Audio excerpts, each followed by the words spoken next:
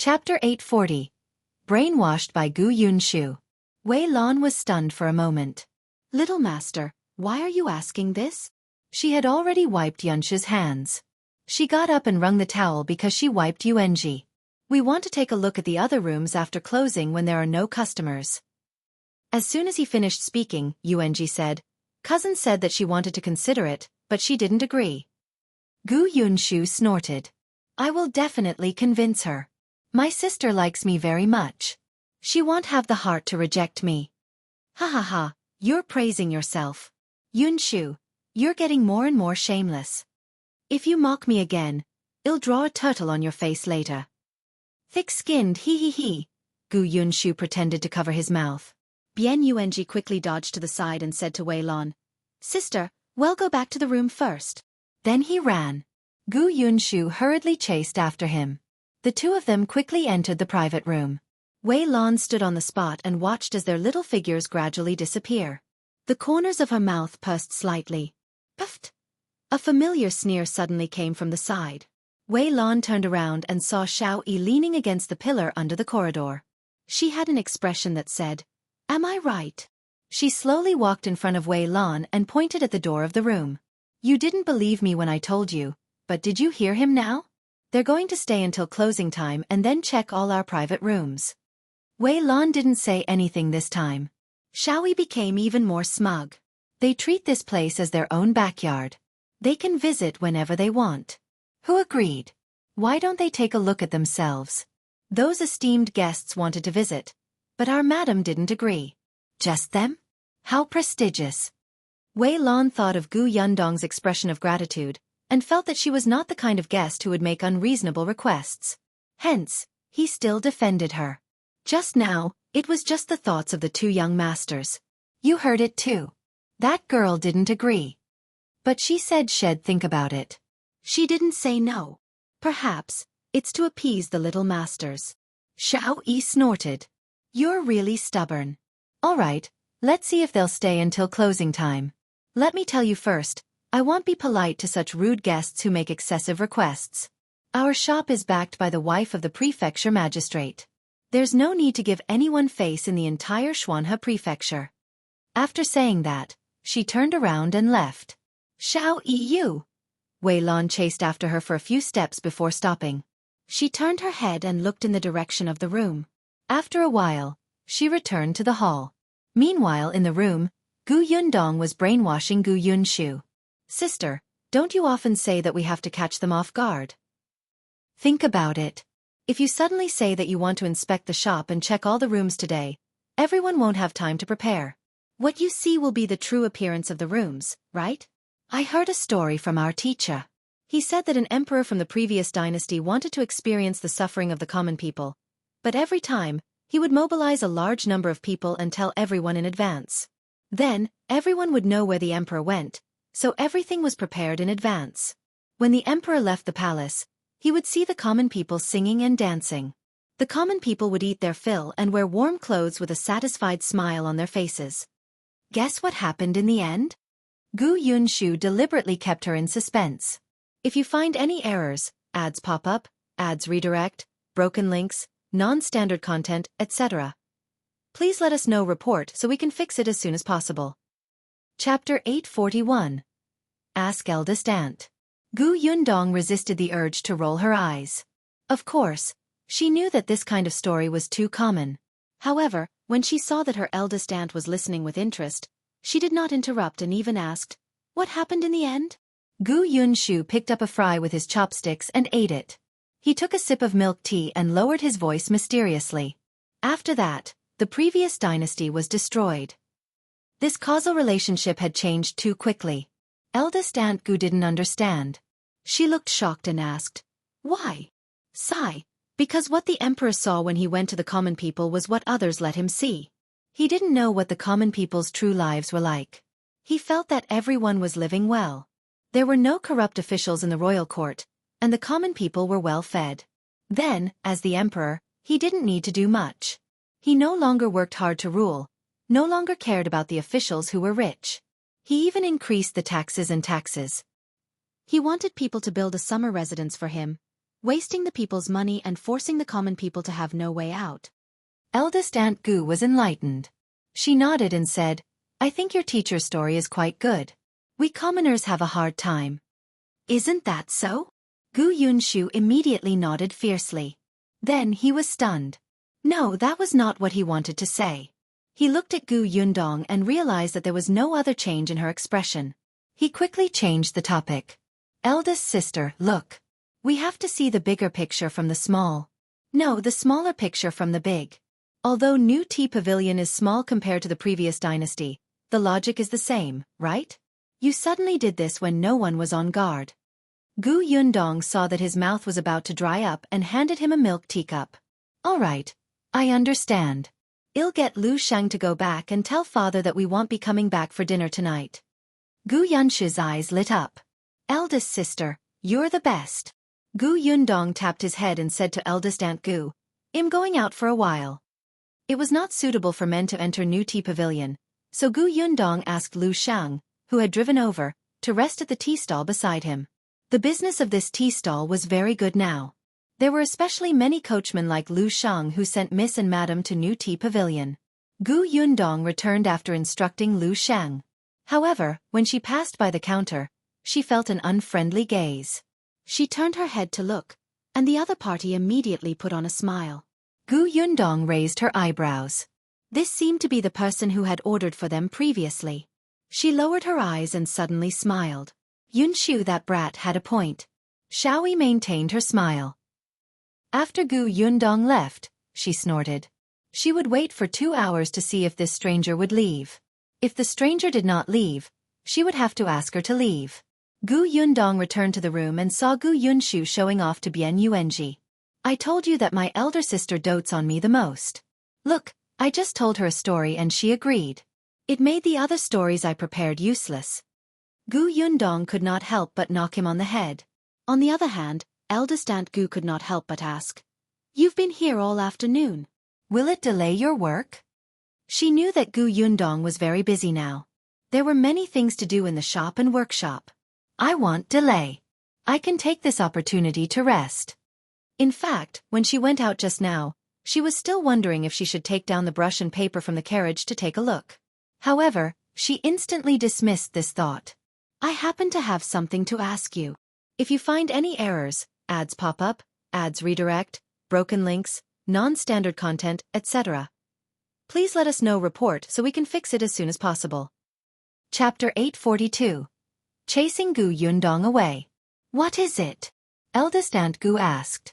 Eat first. We can talk slowly. Gu Yundong brought her a piece of osmanthus cake. Eldest Aunt Gu had a small bite and chewed carefully. In the past, she had bought a few pieces of osmanthus cake in the county city, but they were not as delicious as the ones here. After taking another sip of osmanthus tea, she felt as if her entire life was satisfied. Eldest Aunt, what are your plans for the future? Gu Yundong asked softly when she saw that she had finished a whole piece. When eldest Aunt Gu saw that she was asking about this, she immediately smiled. Your uncle and I have already discussed this. Didn't Mrs. Ren say that your uncle's wooden carvings were selling quite well last time? I'll sell them. Although your uncle's legs are not good, his carving skills are getting better and better. Even if the little things aren't worth much, I can still earn a lot of money when there are more of them. Gu Yundong nodded. Eldest uncle had a skill that was already much better than many people. For now, he would make small wooden carvings. When his legs were better in the future, he could also make big ones. Then have you thought of where to sell them? Eldest Aunt Gu shook her head. I want to bring some to the market tomorrow and set up a stall on the ground to see how business is. Gu Yundong thought for a while. I know a market not far from Gus. It sells flowers, birds, calligraphy, paintings, and so on. The environment is not bad. Aunt, you can go there and take a look first. The small wooden carvings were also a work of art. There should be a market there. Eldest Aunt Gus' eyes lit up. Really? At first, she thought of finding a random place at the entrance of the market. In the past, when she was in Yongning Prefecture, there was no market in the county city to sell flowers and birds. Perhaps she couldn't come into contact with it, so she didn't know. Yes, the flowers in my mother's courtyard were bought at that market. The mother and daughter who sell flowers should still be there. The little girl's name is Xiao Yuan. If eldest aunt encounters her, you can accompany each other. They're quite good people. Eldest Aunt Gu was even happier. She hadn't even gone to the market, but she already had a companion. If there was anything she didn't understand, she could ask them. In the end, she had never walked around the prefectural city here. She was more or less worried, afraid that she would not be able to speak to the people in the prefectural city. Gu Yundong asked her about the price again. The price that eldest Aunt Gu and her husband set was really too low. This was the prefectural city, so they could still raise the price. Moreover, although Bien Han's craftsmanship was not as good as a grandmaster's, he was serious and meticulous. Every small wooden carving was done diligently, and the quality was definitely not a problem.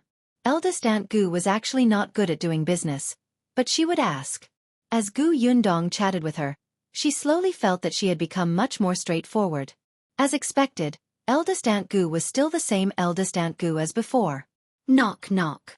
Just as the two of them were deep in conversation, there was a knock on the door. Gu Yundong's voice stopped abruptly. He frowned slightly and looked in the direction of the private room's door. Gu Yunshu had already rushed over to open the door. He was stunned when he saw Xiaoyi standing in front of him. May I ask what's the matter? Xiaoyi still had a smile on her face and her attitude was still polite. She stood at the door and looked at Gu Yundong. Miss, it's already 3 p.m.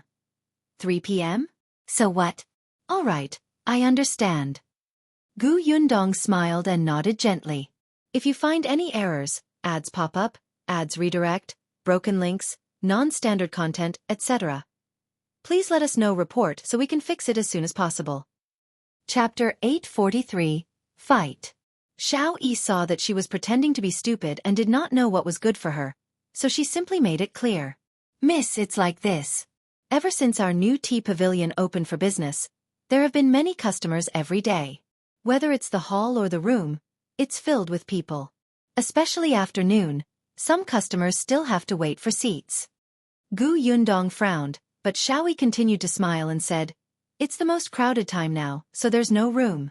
A madam had tea and snacks in this room last time and was very satisfied. Today, she came over and asked us for this room again. Gu Yundong looked at her with a faint smile. How strange.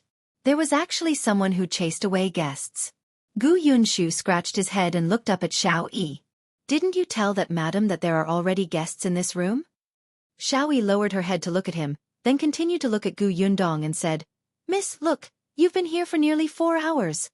Gu Yunshu was enlightened and could not help but widen his eyes. So you want to chase us away? He quickly turned around and walked to Gu Yundong's side. Eldest sister, she is a bad person.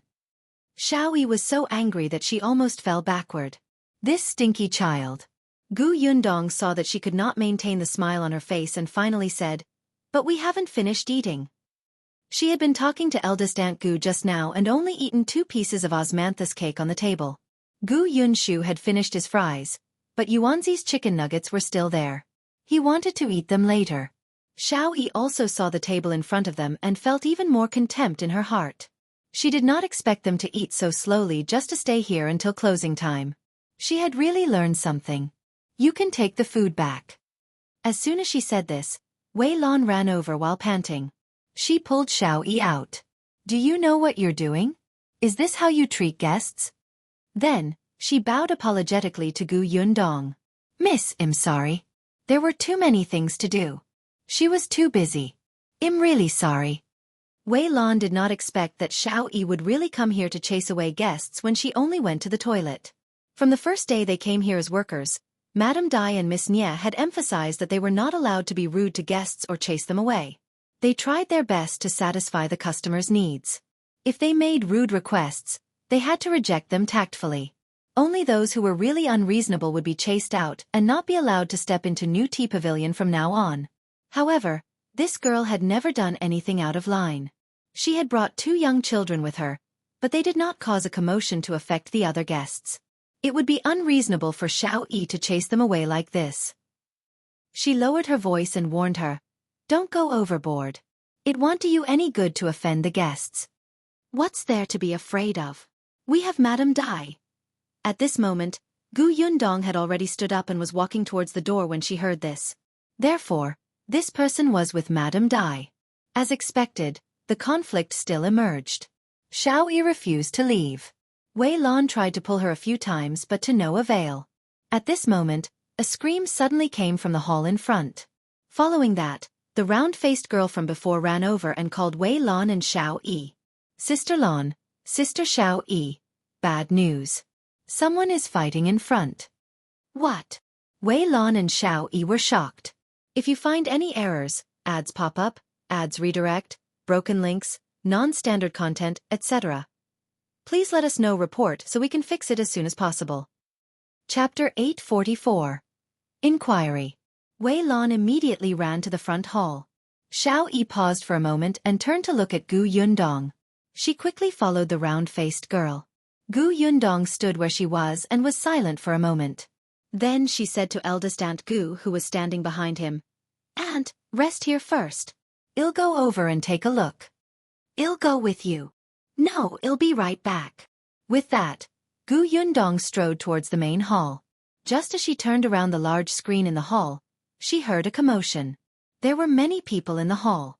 Some of them had already stood up and retreated to the side to watch the commotion. Gu Yundong glanced at them. These people were very interesting. They were still holding cups and snacks in their hands, as if they were afraid that they would lose the food. The troublemakers should be two rich wives. They were very young and looked to be less than 20 years old. At this moment, neither of them allowed the other to look at each other. It was an exaggeration to say that they were fighting. They should have quarreled. There was a broken cup on the ground. Wei Lan and Xiaoyi were persuading the two of them, but they didn't listen at all. Gu Yundong took a few steps forward and walked to the anxious round-faced girl. She asked in a low voice, "What's going on? Which families are these two madams from?" The round-faced girl was stunned for a moment. When she turned around and saw that it was her, she only smiled slightly but did not answer. This was a private matter of a guest. How could she gossip in front of other guests, especially at such a time? But just because she didn't gossip didn't mean that others wouldn't do it. A girl standing on Gu Yundong's right immediately told her excitedly, "You don't know, do you? Let me tell you, the one on the left is Mrs. Yu from the east of the city. Her family runs a cloth shop. The one on the right is also from the east of the city. Her surname is Tian, and her family is in the wine business." Gu Yundong turned her head slightly and saw the girl's excited face. She held a cup of milk tea in her left hand and a loaf of bread in her right. Her eyes were shining as she stared at the two quarreling people, as if she was looking forward to them fighting. The round-faced girl also glanced at her. Perhaps because of her status, she did not say anything. On the other hand, the girl happily shared the gossip with Gu Yundong. It said that Mrs. Yu and Mrs. Tian had a good relationship when they were young, but later on, they became worse and worse. They hated each other. If any family invited them to a birthday banquet, as long as one of them went, the other would definitely say that they were sick and would not go. Unless they had to, they would not see each other no matter what. "You know them quite well." Gu Yundong could not help but want to laugh. The girl was still a little proud. "That's right. I don't have any good points, but I know a lot of things in this prefecture." Gu Yundong was speechless. This girl was an informant. "Miss, what's your name?" "My last name is Bao." "You're really inquisitive. You didn't let this surname down at all." Gu Yundong was speechless. Miss Bao continued, "Only this new tea pavilion has delicious food and comfortable places. This milk tea is even more novel. It made these two madams who don't like each other come over every day. They were fine before, but I didn't expect them to fight today." As Miss Bao spoke, she shook her head. "Is it because Madame Dai and Yeshuang are not around that they've become bolder?" When Gu Yundong heard her mention Yeshuang's name, she could not help but glance at her. "If you find any errors, ads pop up, ads redirect, broken links, non-standard content, etc. Please let us know report so we can fix it as soon as possible." Chapter 845. My surname is Gu. So why did they quarrel? Miss Bao pointed at Mrs. Yu and said, "Although these two people don't mind appearing in New Tea Pavilion at the same time, Mrs. Yu used to sit on the second floor. Today, she sat on the first floor. Moreover, she sat in the seat that Mrs. Tian usually sits in." Gu Yundong's mouth twitched. So they were arguing? Miss Bao seemed to have seen through her thoughts, so she nodded. Although it's a small matter, haven't they been resentful for a long time? Wouldn't they start arguing with a reason? She even dropped the cup. These two families were both merchants, and they were just ordinary merchants. They did not pay much attention to the rules, and they were both married. Therefore they could quarrel in such a place. If they were like the Nye family, they wouldn't dare to quarrel with others in public. Even if they got married, they would be criticized. Miss Bao took another sip of milk tea and enjoyed being a bystander. In the end, she suddenly remembered and turned to ask Gu Yundong, "By the way, I still don't know your name. I've never seen you before." Gu Yundong laughed. "Didn't you say that you know everything about Xuanhe Prefecture?" That was not cute. Wouldn't she have to inquire about it before she knew everything? "My surname is Gu." With that, Gu Yundong walked towards the two people who were still arguing. Miss Bao frowned and pondered. Gu. Which family was she from? She had no impression of her at all. Just as she was about to ask more carefully, she looked up and saw that Gu Yundong had actually gone between the two of them. She was so shocked that she almost lost grip of her milk teacup. What was she doing in their midst? Couldn't she just watch from the side? She was not the only one. Xiaoyi, who was standing in front, was also stunned when she saw her coming over. However, she quickly reached out to hold her back. "What are you doing here? It's already messy enough here." Gu Yundong pulled her arm back. Xiaoyi staggered and almost lost her balance. On the other side, Wei Lan did not notice that she was raising her voice and saying to the two of them, "Mrs. Yu, Mrs. Tian, calm down first. Let's talk slowly." "I can't talk slowly. She was the one who threw the cup at me. She clearly wanted to murder me." "You're really shameless. Who wants to harm you? You were the one who came to find trouble with me first. You took my place first." "Your place? What a joke. Do you own this new tea pavilion? Did you buy this seat? It was originally reserved for whoever arrived first. You're amazing. You even want others to specially save it for you. You usually sit on the second floor, but today, you chose to sit on the first floor and even occupied this seat. You're clearly provoking me on purpose." The two of them argued more and more fiercely, neither giving in to the other. Gu Yundong had a smile on her face. She stopped behind Wei Lan and patted her shoulder. Wei Lan's mouth was dry, but the two of them ignored her and continued to argue as they got closer and closer. If they were not careful, their fingernails would have scratched each other. Wei Lan immediately turned around when she was patted on the shoulder.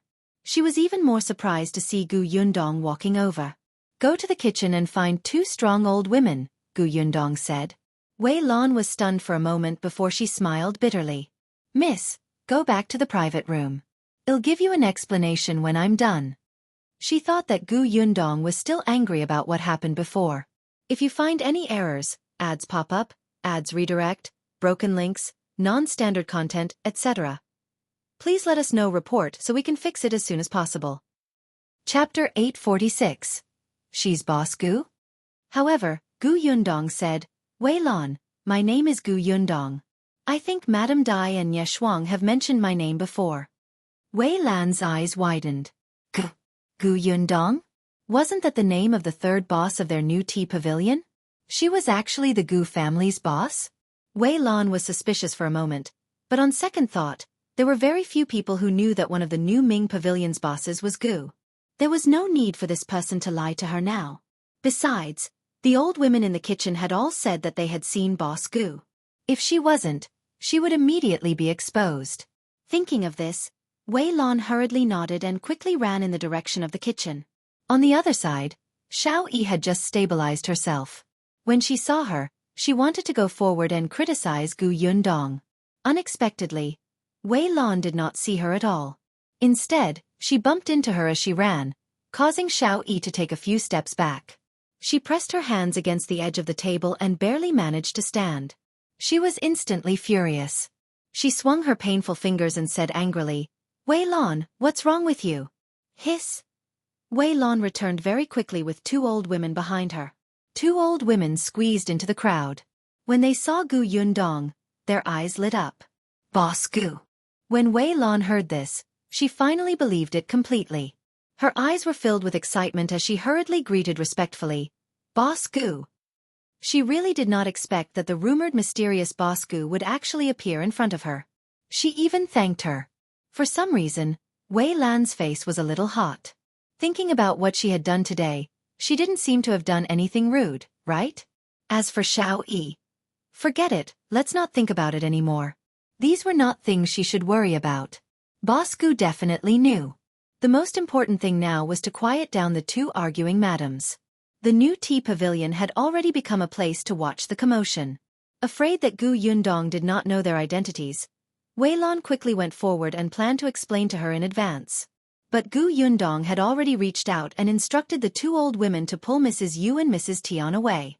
Since the boss had given the order, the two old women naturally had nothing to hesitate about.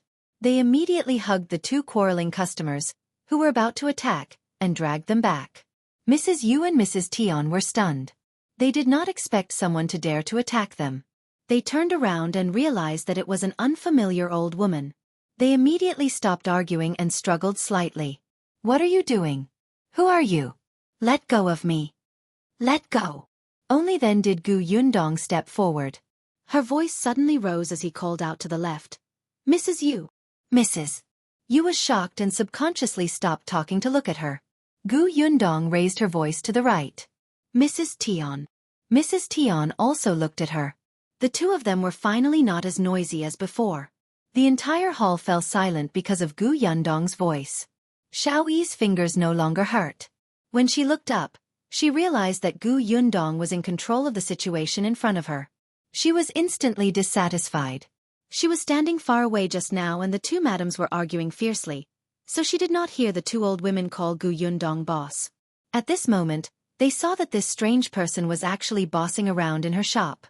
She was too shameless. The two old women from the kitchen were even listening to her. Had they forgotten who was the master? Xiaoyi wanted to step forward, but Gu Yundong was already smiling at the two madams. "Mrs. Yu, Mrs. Tian, are you dissatisfied with our new tea pavilion? If you find any errors, ads pop up, ads redirect, broken links, non-standard content, etc., please let us know report so we can fix it as soon as possible." Chapter 847. She wants to subdue people with virtue. As soon as he said this, the two of them who had wanted to speak immediately choked. Gu Yundong was still smiling. In fact, she really wanted to get someone to take them out. How much business had their troubles delayed the shop? It would be easy to take them out. But she couldn't. She ran a shop. There were so many people watching here. How could she use violence? If she gave people the impression that her shop was fierce and would chase customers out when things didn't go their way, others wouldn't dare to come. Therefore, she wanted to convince people with virtue. She asked again, "Do you have any dissatisfaction with our new tea pavilion?" Mrs. Yu and Mrs. Tian suddenly came back to their senses and hurriedly shook their heads. "No, we are not dissatisfied with the new tea pavilion. We are just dissatisfied with her." Who would dare to be dissatisfied with the new tea pavilion? However, they were indeed arguing and fighting in new tea pavilion. The two of them suddenly reacted and instantly broke out in cold sweat. Gu Yundong continued to smile. Oh, they had a tacit understanding. Even their words were the same. Since you don't have any dissatisfaction, why don't you calm down and talk about it slowly? Arguing hurts the mind. If you get angry too much, it's easy to get old. You two ladies are both young, beautiful, and outstanding. It's not worth getting angry over such a small matter, right? Just treat it as giving face to new tea pavilion. Sit down and talk slowly, okay? Gu Yundong gave them a way out and the two of them left. Now that they had woken up, they finally understood where they were. This was Madame Dea's place. A family like theirs did not dare to cause trouble. Therefore, although she still looked angry, she did not argue anymore. Seeing this, Gu Yundong turned to Wei Lan and said, "Bring the two madams to the room and serve 2 cups of osmanthus tea to calm down." It was naturally not appropriate to solve the problem in front of everyone. Yes. Wei Lan secretly heaved a sigh of relief and quickly led the two of them to the side room. The two old women also let go. Only then did Gu Yundong say to the remaining people, "We've disturbed everyone today. Please forgive me. In order to apologize to everyone, I got someone to prepare some trinkets and let everyone bring them back later. Don't stop coming again because of such a small matter. She spoke eloquently and promised to give him something. Although it might not be worth much, this attitude made people feel very comfortable. Not to mention that they didn't dare to really blame New Tea Pavilion, but they had come over to drink tea and rest when they were disturbed. Their good mood was gone, so they naturally had a grudge. What's more, there was no lack of madams with husbands or sons in high positions present. They did not have to give Madame Dai face. They only pursued this quiet and comfortable environment. Gu Yundong's words really made the madams who were about to leave stop. To be honest, the refreshments here were really delicious and novel. They didn't know what the trinkets were, but they were actually looking forward to it. Gu Yundong asked the round-faced girl to clean up the place first before she excused herself and left. As soon as she left, the people in the hall suddenly reacted. This girl. Who was she? Was she a new employee in this shop? But her clothes didn't look like it. On the other hand, Xiaoyi was stunned for a moment before she hurriedly caught up with Gu Yundong. Stop right there. Who are you? Who asked you to be in charge of our shop? You even gave us trinkets. You're really... Gu Yundong turned her head abruptly and scanned her face with her sharp and cold gaze. Shut up. I'll settle the score with you later. If you find any errors, ads pop up, ads redirect, broken links, non-standard content, etc., please let us know report so we can fix it as soon as possible. Chapter 848. Listen to me. Xiaoyi was stunned by her cold gaze and stood rooted to the ground. She had only dared to speak ill of others behind their backs. Even if she chased the guests away, it was only because her heart was too arrogant for a moment. It was her first time doing it. Now that Gu Yundong was looking at her, she felt inexplicably flustered. Gu Yundong had already walked into the room. As expected, Mrs. Yu and Mrs. Yu sat on two sides and did not speak to each other. Wei Lan persuaded them softly and poured them tea. When they saw Gu Yundong enter, they immediately turned their heads away. Just now, Wei Lan had already said that this person was the owner of New Tea Pavilion. They had met Madame Dai and Ye Shuang before. This was indeed the first time they had seen this boss Gu, who was rumored to not even have come on the day of the opening. Gu Yundong sat down in front of the two of them and smiled. All right, there's no one else here. You can tell me what happened. Mrs. Tian was the first to speak. Boss Gu, I'm not an unreasonable person. No one wants to cause trouble for New Tea Pavilion. It's just that Mrs. Yu is too much. Not only did she occupy my position, but she also mocked me. Her words are too unpleasant. Mrs. Yu sneered. What an interesting thing to say. That seat isn't yours. If you hadn't come to find trouble with me first, I wouldn't have bothered with you. But you're usually on the second floor. You're clearly... Seeing that the two of them were about to quarrel again, Gu Yundong waved her hand. Stop. Since both of you think that you have a point, why don't you listen to me? The two of them closed their mouths. Gu Yundong smiled and said, Mrs. Tian, every seat in New Tea Pavilion is prepared for all the guests. There is indeed no specific seat for anyone. Of course, I can understand that you come often and are already used to that seat. But Mrs. Tian, have you ever thought that you can change to another place and see other scenery? The second floor is not bad, and the rooms at the back are not bad either. You might not know this, but not to mention the second floor, even those rooms have their own scenery. If we change to a different one every day, when others ask about New Tea Pavilion later, Mrs. Tian will have something to say. Perhaps others will envy you, right? Mrs. Tian was a little unhappy when she heard her say that she was in the wrong. The last sentence stunned her for a moment. A thought flashed through her mind. That's right, not many people came to New Tea Pavilion. She could come every day because her husband held power and her dowry was generous. The other sisters-in-law and concubines in the family, and even her mother-in-law, had only come twice. In the future, when the family asked, her mother-in-law would tell them how spacious and novel the hall was, how sweet and delicious the milk tea was, and how delicious and fresh the snacks were. After she finished speaking, no one would ask Mrs. Tian anymore. If she went through all the places in New Tea Pavilion, wouldn't she be surrounded like a star? In the end, she was just being vain. Seeing that she did not speak, Gu Yundong smiled and turned to look at another person. Mrs. Yu, why aren't you sitting on the second floor today? Mrs. Yu was stunned. Actually, she had been thinking about Gu Yundong's words just now. They seemed to make sense.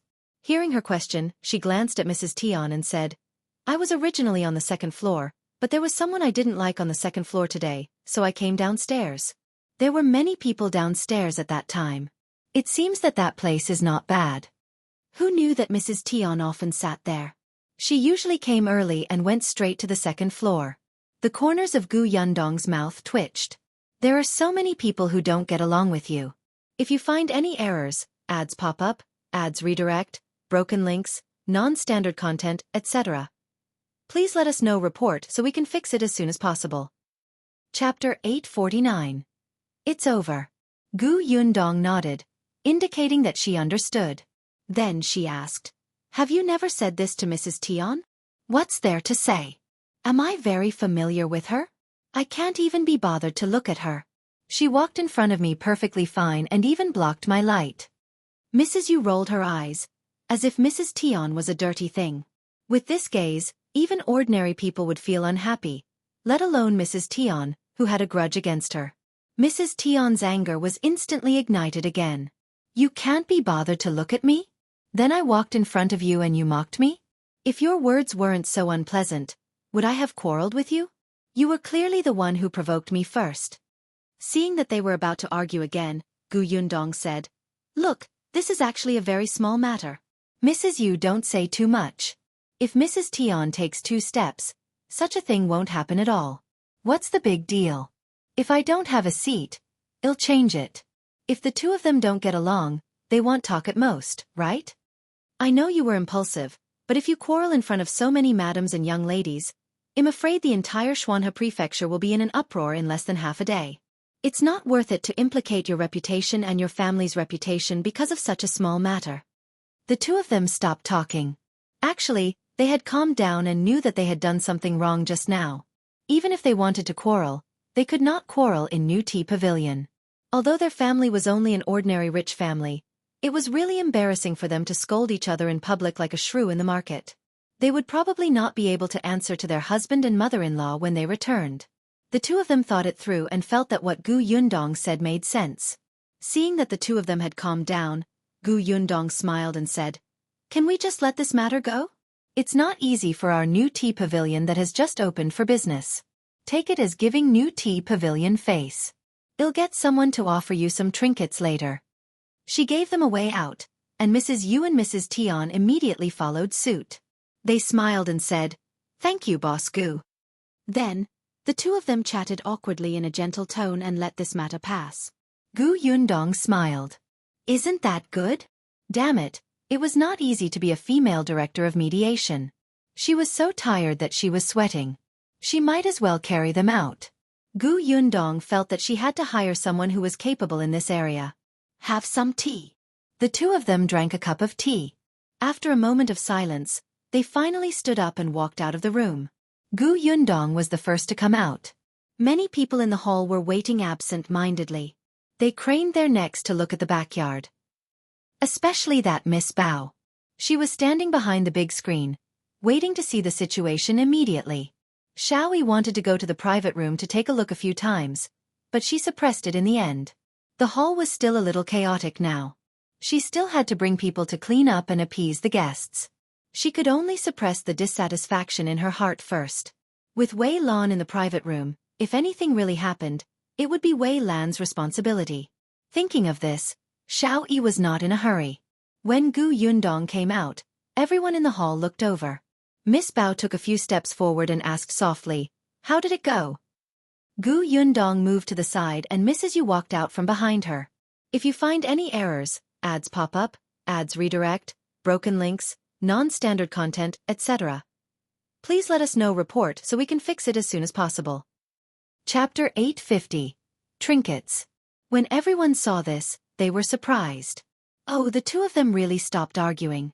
Not only did they stop arguing, but they also seemed to be able to talk calmly. They looked quite friendly when they walked together. Miss Bao's heart was itching. Miss Gu, what did you tell them? Nothing much. It's not like the 2 madams are unreasonable people. This is just a misunderstanding. Once the misunderstanding is resolved, won't everything be fine? Mrs. Yu nodded. Yes, it was just a misunderstanding. I'm really sorry for disturbing everyone. I was just being impulsive. Please don't take it to heart. The madams and young ladies present waved their hands and said that they were fine. In any case, they did not lose anything. They had even watched a show. Later they could chat with others. Miss Bao did not get any useful information and sighed regretfully. Then she seemed to have thought of something and asked curiously, "By the way, you said that you would give us something. What is it?" As soon as she said this, an older woman beside her glared at her. How can you be so unruly? Who asks for a gift? I'm curious. Aren't you all curious? That person should be Miss Bao's elder. Although there was blame in her words, it was mostly teasing. On the other hand, when Miss Bao asked that question, a few people who liked to join in the fun asked, "Yes, we're really quite curious." "Miss, what exactly is it? Let us see it." "All right, I'll go get it now," Gu Yundong said with a smile. She also knew that the two of them definitely did not want to stay here anymore, so she nodded at them. "Please wait for a while." She had agreed to give the gifts to them. With that, Gu Yundong turned around and walked towards the storeroom at the back. She had the key to the storeroom in her hand. Madame Dai had given it to her when she went to the Dai residence a few days ago. There were naturally no small gifts in the storeroom, but there were in Gu Yundong's spatial storage. Actually, it wasn't anything special. It was just her paintings. It was mainly because she had too many things in her space, but she could not take most of them out to use. What she could take out was not enough to offer so many madams and young ladies outside. Except painting. Now that she had the conditions, she could make one painting a day almost every day when she was free. As time passed, wouldn't there be many paintings in the space? Moreover, it would not seem rude to give this. Hence, when Gu Yundong arrived at the storeroom, she found a larger tray and placed all the paintings in her space inside. Some paintings were simple and some were complicated. There were all kinds of flowers, plants, mountains, rivers, bustling streets, alleys, and food. Gu Yundong's mind was filled with imagination. She drew everything. At this moment, these paintings were all rolled up and tied with a red string. When placed on the tray, they looked a little high-end. Gu Yundong carried the tray out of the storeroom and Wei Lan happened to rush over. She handed the tray to her. Wei Lan followed behind her and said, "Boss, I don't know where Xiaoyi went." Gu Yundong paused for a moment before continuing to walk forward. Does she know that I'm the boss of New Tea Pavilion? If she knew, she might really escape in fear. Wei Lan shook her head. I don't think so. She had wanted to find Xiaoyi and tell her about Gu Yundong's identity. It was more or less a way for her to be mentally prepared. As they spoke, the two of them returned to the hall. Most of the people's eyes were on her, but Gu Yundong's gaze was on Mrs. Tian and the woman beside her. If you find any errors, ads pop up, ads redirect, broken links, non-standard content, etc., please let us know report so we can fix it as soon as possible. Chapter 851. Can you get out? Where did this woman come from? Why didn't I see her before? As Gu Yundong walked forward, she asked Wei Lan, "Who is this?" Wei Lan said, "She came with Mrs. Tian. She seems to be Mrs. Tian's sister-in-law." As she spoke, she suddenly lowered her voice. I remember now.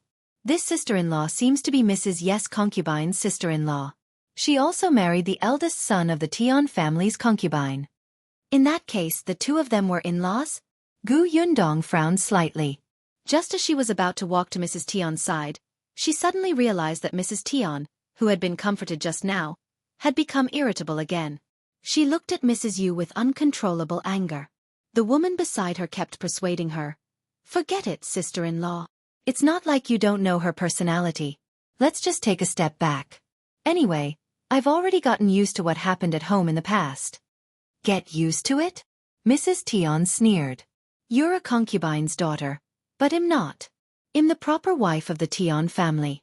Why should I let her? A trace of anger flashed across the woman's face, but she quickly regained her composure and sighed. You're right. I implicated you. I shouldn't have followed you here. She provoked us when she saw us coming. She was actually targeting me. Otherwise, even if you didn't come, she would still find trouble with me. It has nothing to do with you. Sister-in-law, you don't have to take the responsibility. It's just that since things have come to this, the rest doesn't matter. I'm just afraid that it won't be easy to explain to your family when you go back. This matter will definitely spread everywhere. I'm worried that the rumors outside will be disadvantageous to you. Gu Yundong's face turned ashen when he heard that. All right, she knew that such a small matter would cause such a ruckus. The two rich ladies were arguing without caring about the occasion. It seemed like there was a troublemaker here. It wasn't easy for her to persuade them. She just went to the warehouse to get something. Was the fire starting to rise again? With her bad temper, it seemed like it would not work to convince people with virtue. Gu Yundong stepped forward and patted the woman's shoulder. The latter turned around and looked at her in surprise. Gu Yundong was still smiling, but her words shocked everyone present. Can you get the hell out of here? The woman's expression changed drastically. She suddenly stood up. What do you mean? What do you mean? I don't care if you want to sow discord between Mrs. Tian and Mrs. Yu, but please leave this door before you speak. Mrs. Tian looked at her in surprise. The woman met her gaze and quickly denied it. I didn't. What do you mean by sowing discord? I'm just worried about sister-in-law. Gu Yundong did not have the time to argue with her. What did the Tian and Yu families have to do with her? The sisters-in-law started fighting. However, if they wanted to fight, they had to go home. You want to use our new tea pavilion as a raft on the spot? Dream on. Gu Yundong sneered. Do you think everyone is a fool? Do you think I don't have a temper? Get lost, Wei Lan. Remember her. She's not allowed to come again. It was just a shop, but it had actually become a tool for others to fight openly and covertly. It would be strange if Gu Yundong had a good expression. This woman thought that she had invited the two of them in with a good attitude just now because she did not dare to offend the guests or something. No matter what, the prefecture magistrate's wife was backing them up here. When it was time to be stubborn, Gu Yundong would definitely not lower her voice and be nice. If you find any errors, ads pop up, ads redirect, broken links, non-standard content, etc., please let us know report so we can fix it as soon as possible. Chapter 852. Draw it yourself. The woman's face turned pale. After a while, she looked at Gu Yundong with tears in her eyes and said, How can you malign me like this? You treat my sincerity as heartless. I know that I'm a concubine's daughter. You all look down on me. As she spoke, she covered her tears and ran out. Gu Yundong did not even turn around. She looked up at Mrs. Tian, who seemed to be deep in thought. She was also very speechless in her heart. She did not expect Mrs. Tian to be easy to provoke. Her temper was too easily ignited. On the other hand, Mrs. Yu had been watching from the side. At this moment, she walked over and thanked Gu Yundong. Thank you. Actually, I also felt that this quarrel was a little strange previously. It turns out that there was a villain causing trouble. Someone beside them whispered. That's right. When you guys were arguing, that person kept standing far away. Mrs. Tian immediately felt a little awkward. At this moment, she had gradually regained her senses. She immediately smiled dryly at Gu Yundong and said, It's my fault for not recognizing people well and causing New Tea Pavilion to suffer. I'm sorry, everyone. Since she had a good attitude, Gu Yundong naturally would not treat her coldly. Anyway, it was fine as long as she did not cause trouble in New Tea Pavilion. But it was impossible for Gu Yundong to still have a smile on her face. She asked Wei Lan to bring the tray over and handed them 2 paintings.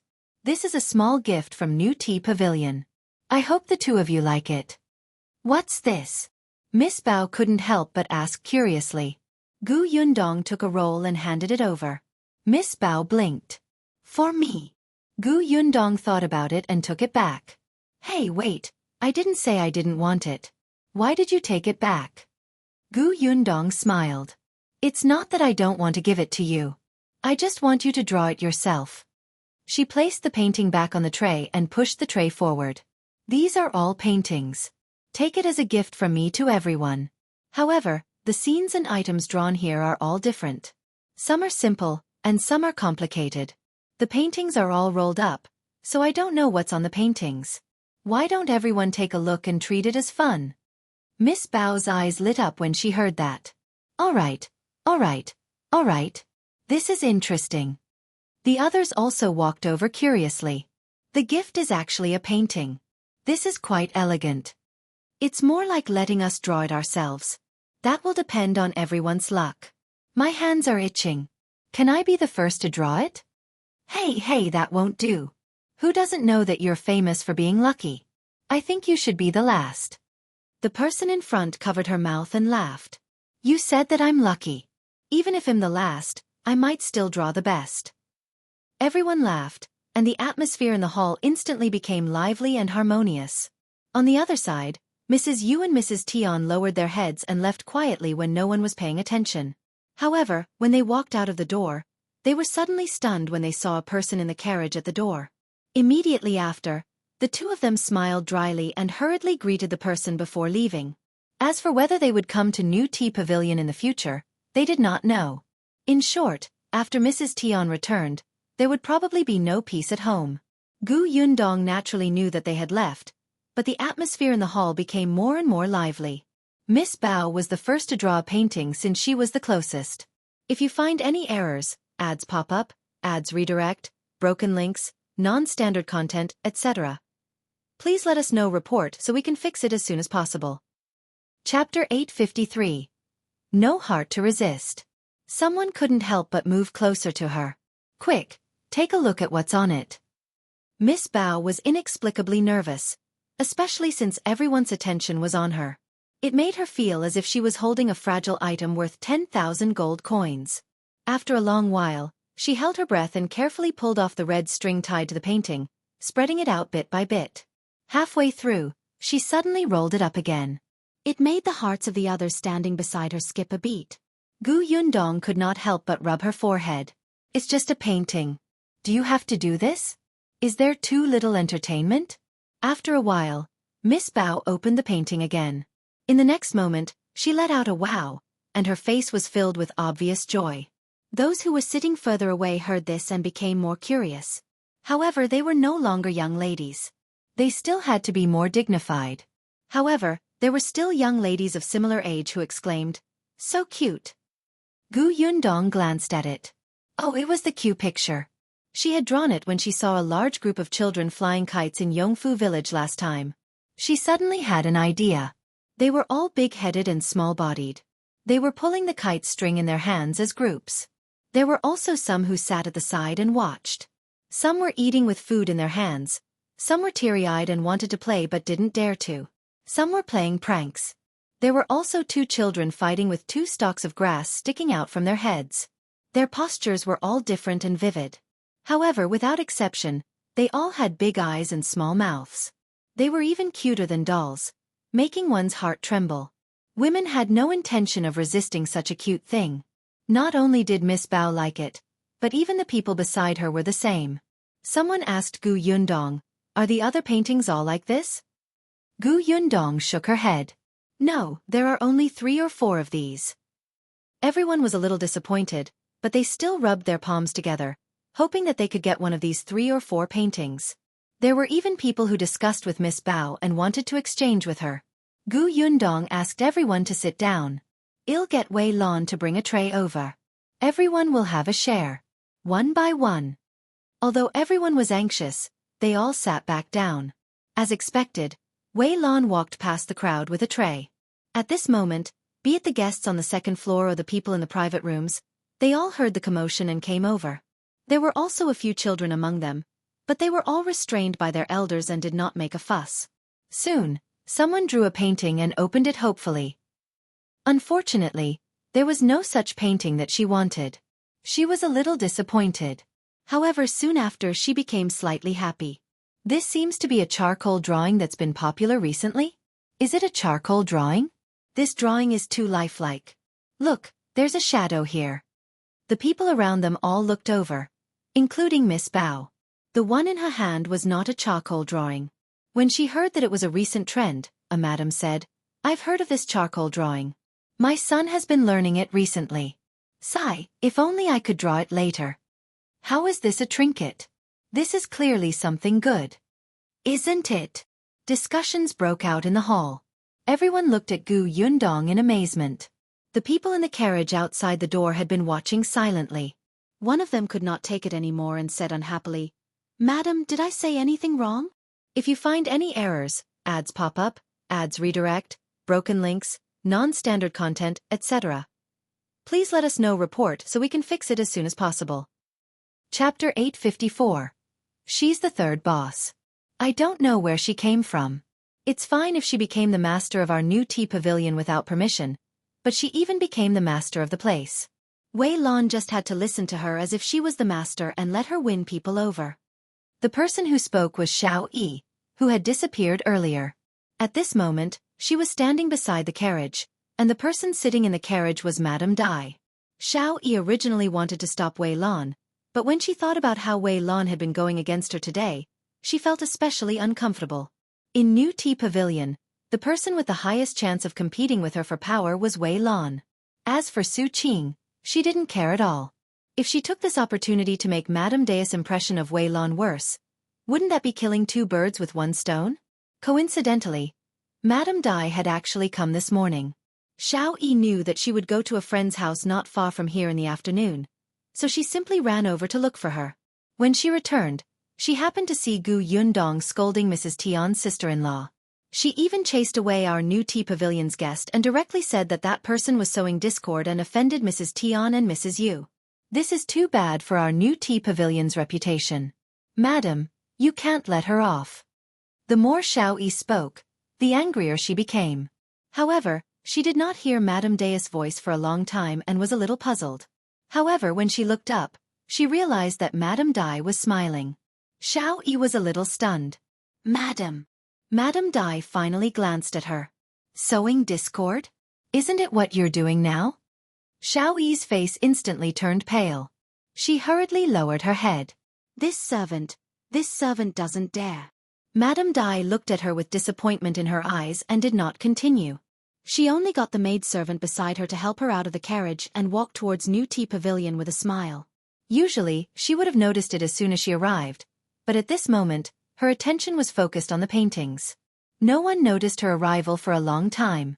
It was not until she reached the counter that someone finally said in surprise, Madame Dai, you're here? Yundong also turned around and smiled. As Madame Dai walked towards the guests, an older lady said, Madame Dai, where did you get these paintings? Doesn't your heart ache to send them out like this? I didn't take those paintings out. If she doesn't feel sorry for it, why should I feel sorry for it? That person was stunned. He glanced at Yundong and asked hesitantly, where did Madame Dai find this female shopkeeper? She's so generous and treats those as trinkets. She gave them away just like that. Yundong was dressed differently from Wei Lan and the rest, so everyone guessed that her status might be higher. Yes, you have good taste. Madame Dai became smug. She walked to Yundong's side and patted her hand. She said to the guests, Are you envious? But this is not the shopkeeper of our new tea pavilion. She is a boss of New Tea Pavilion. Boss. This was the boss of New Tea Pavilion? How was that possible? Although they had long heard that there were 3 bosses in New Tea Pavilion, the third one was too mysterious. They had never seen her before and she did not even come when the shop opened. As time passed, there were rumors that there was no third owner at New Tea Pavilion at all. There was only Madame Dai and Ye Shuang. However, they did not understand why those people had to fabricate a boss. They didn't expect that there really was one. Moreover, she had appeared in front of them at this moment. She was young but plenty of methods. She had even given them a trinket just now. If you find any errors, ads pop up, ads redirect, broken links, non-standard content, etc., please let us know report so we can fix it as soon as possible. Chapter 855. You're actually such a Madame Dai. Everyone present looked surprised. Many people had already re-evaluated Yundong's status in their hearts. Miss Bao was even more shocked. She actually didn't guess. Yes, Ye Shuang had said that the third boss of New Tea Pavilion had the surname Gu. Moreover, she came and went in the hall as she pleased and chatted happily. Why didn't she think in that direction? Miss Bao was extremely vexed. To think she said that she knew everything about the prefectural city. Her face hurt. However, among the people present, one of them was even more shocked by Madame Dai's words. Her face turned pale, and her legs were so weak that she could not stand. She sat on the ground. Why? How could that be? Was she the boss? The boss of the Gu family? Then why didn't she say anything? Was she deliberately watching her make a fool of herself? Wei Lan was the first to see it. Seeing this, she sighed inwardly and walked over to help her. Get up first. Later, go and apologize to Boss Gu. Perhaps Boss Gu won't make things difficult for you on account of Madame Dai. Xiaoyi suddenly pinched the back of her hand. Her neatly trimmed nails still scratched a bloody mark on the back of her hand. Hiss! Wei Lan cried out in pain. Xiaoyi, let go. However, Xiaoyi raised her head and looked at her with hatred in her eyes. You did it on purpose. You know that she's the boss of the Gu family, right? That's why you worked so hard to please her, but you deliberately didn't tell me. I didn't. You did. Xiaoyi grabbed her hand. You watched as I spoke ill of her behind her back. You didn't tell me anything and waited for this moment, right? Wei Lan, you're too sinister. You're simply crazy. Whether you believe it or not, I really didn't know that she was the owner of the Gu family. After I found out, I wanted to tell you, but I couldn't find you. You went to look for Madame Dai. Wei Lan pulled her hand back. Looking at Xiaoyi, who only had resentment in her eyes and did not know how to repent, she completely lost the desire to talk to her. She stood up and said coldly, "You're on your own." Then, she walked towards Gu Yundong. At this moment, Madame Dai pulled Gu Yundong and introduced her formally again. This is the third boss of New Tea Pavilion, Gu Yundong. She is very busy, so she did not have time to come here after opening. If we had not written to her to urge her, she might not have come. She is so heartless to throw this shop to us. There was intimacy in her words, and she sounded even more serious. Everyone present could tell that this boss Gu had a very high status in New Tea Pavilion. Gu Yundong said helplessly, "I'm not as heartless as Auntie says. Look, I came immediately after you sent me a letter. See how loyal I am to you." Madame Dai leaned closer to her and whispered, "If you're really loyal, teach me how to put on your makeup another day." Gu Yundong was speechless. "You're actually like this, Madame Dai." She smiled and nodded. "All right. That's good." Madame Dai was instantly satisfied. "Since you're here today, I have something to tell you. Let's find a room." Gu Yundong nodded. Madame Dai greeted everyone and excused herself. The others had the painting in their hands. They knew that the two of them had something to say, so they did not ask them to stay. Miss Bao wanted to know more about Gu Yundong. Unfortunately, she was glared at by her elders, so she could only find another opportunity. If you find any errors, ads pop up, ads redirect, broken links, non-standard content, etc., please let us know report so we can fix it as soon as possible. Chapter 856. You have good eyes. Gu Yundong and Madame Dai walked towards the backyard. However, when they reached the screen, she stopped in her tracks. Madame Dai asked, "What's wrong?" "I'll introduce some people to Auntie." Gu Yundong pointed at Yunshu and the others who were sitting on chairs and talking to someone not far away. They had agreed to let them wait in the room, but it seemed like they could not wait any longer. They had already come to the hall. Not only was he here, but he and Yuanji were also playing with two other children of similar age. The four of them leaned on the table and looked at a painting. Eldest Aunt Gu was watching them from the side. The other two children's families were also present. However, perhaps because they could not speak to Eldest Aunt Gu, they remained silent and drank tea and ate. When Gu Yundong and Madame Dai walked over, the two madams stood up. Gu Yundong nodded at them before introducing Gu Dafeng to Madame Dai. "This is my aunt, Gu Dafeng." Madame Dai was surprised. "You found her?" She knew that Gu Yundong was looking for her eldest aunt and uncle. The last time Dai Wenhuo went back, he did not mention this to her. That was why she was so surprised. Gu Yundong smiled. "Yes, I did."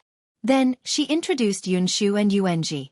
Madame Dai looked at the two obedient young kids and could not help but say, "Are your younger siblings so lovable?" Yunshu nodded. "Auntie, you have keen eyes." Madame Dai was stunned. Then, she covered the corners of her mouth and smiled. She said to Gu Yundong, as expected, "He's your younger brother. It's obvious that he learned it from you." No, she was wronged.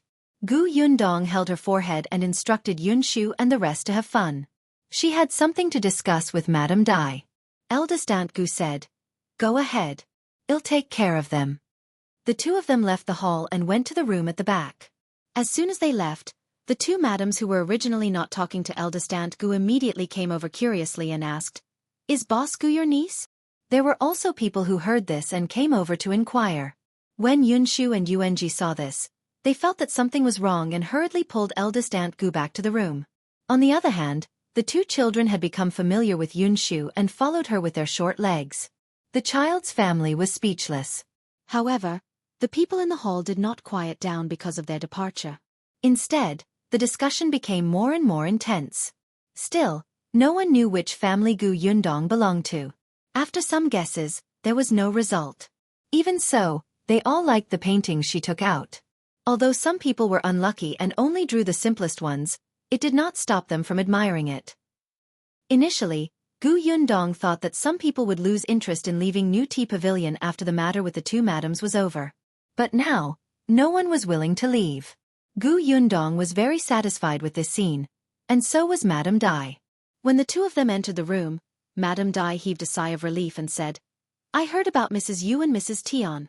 It's all thanks to you being present today. Otherwise, if we let them continue arguing, we wouldn't be able to do business." She frowned. "I'm afraid they won't have the face to come again in the future." Gu Yundong had also guessed that Mrs. Yu might come again, but Mrs. Tian might not. "Auntie, I think we lack a shopkeeper." Madame Dai clapped her hands. "I was just about to tell you about this."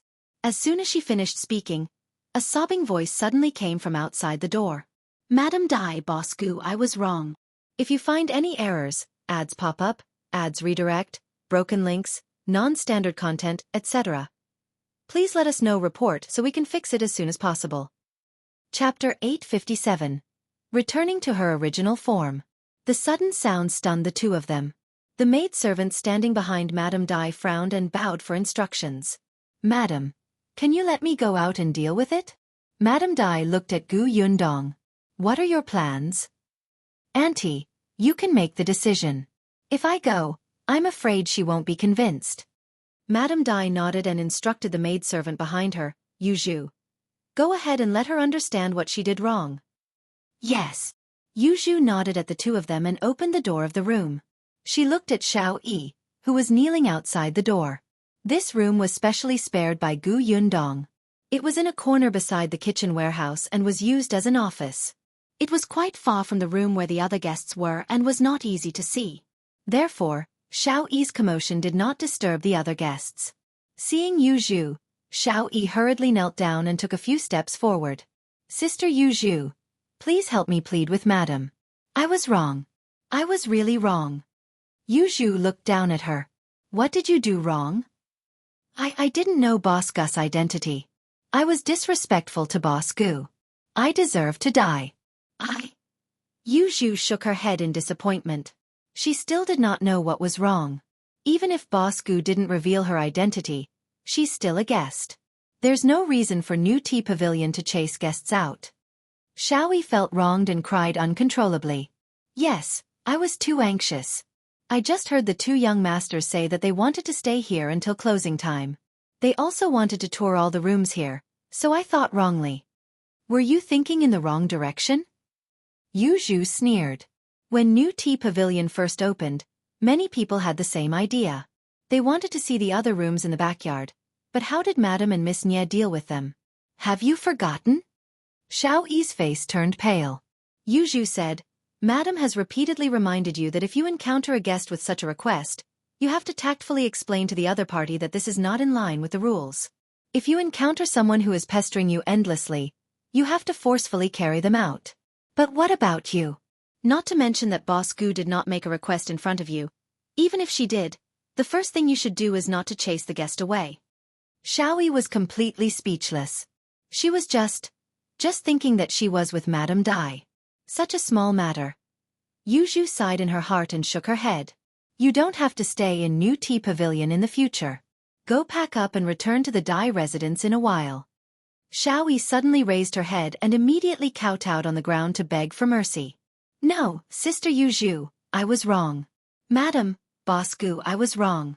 Please don't chase me away." How many people wanted to come to New Tea Pavilion but could not? Madam had once said that if they could do it well in New Tea Pavilion, in the future, when the shop opened elsewhere, old people like them could be promoted as shopkeepers. At that time, they would be much better than the maidservants and grannies in the residence. If there was someone with outstanding ability, Madame would even strip them of their slave status and live a glorious life. This was a job that many people would envy.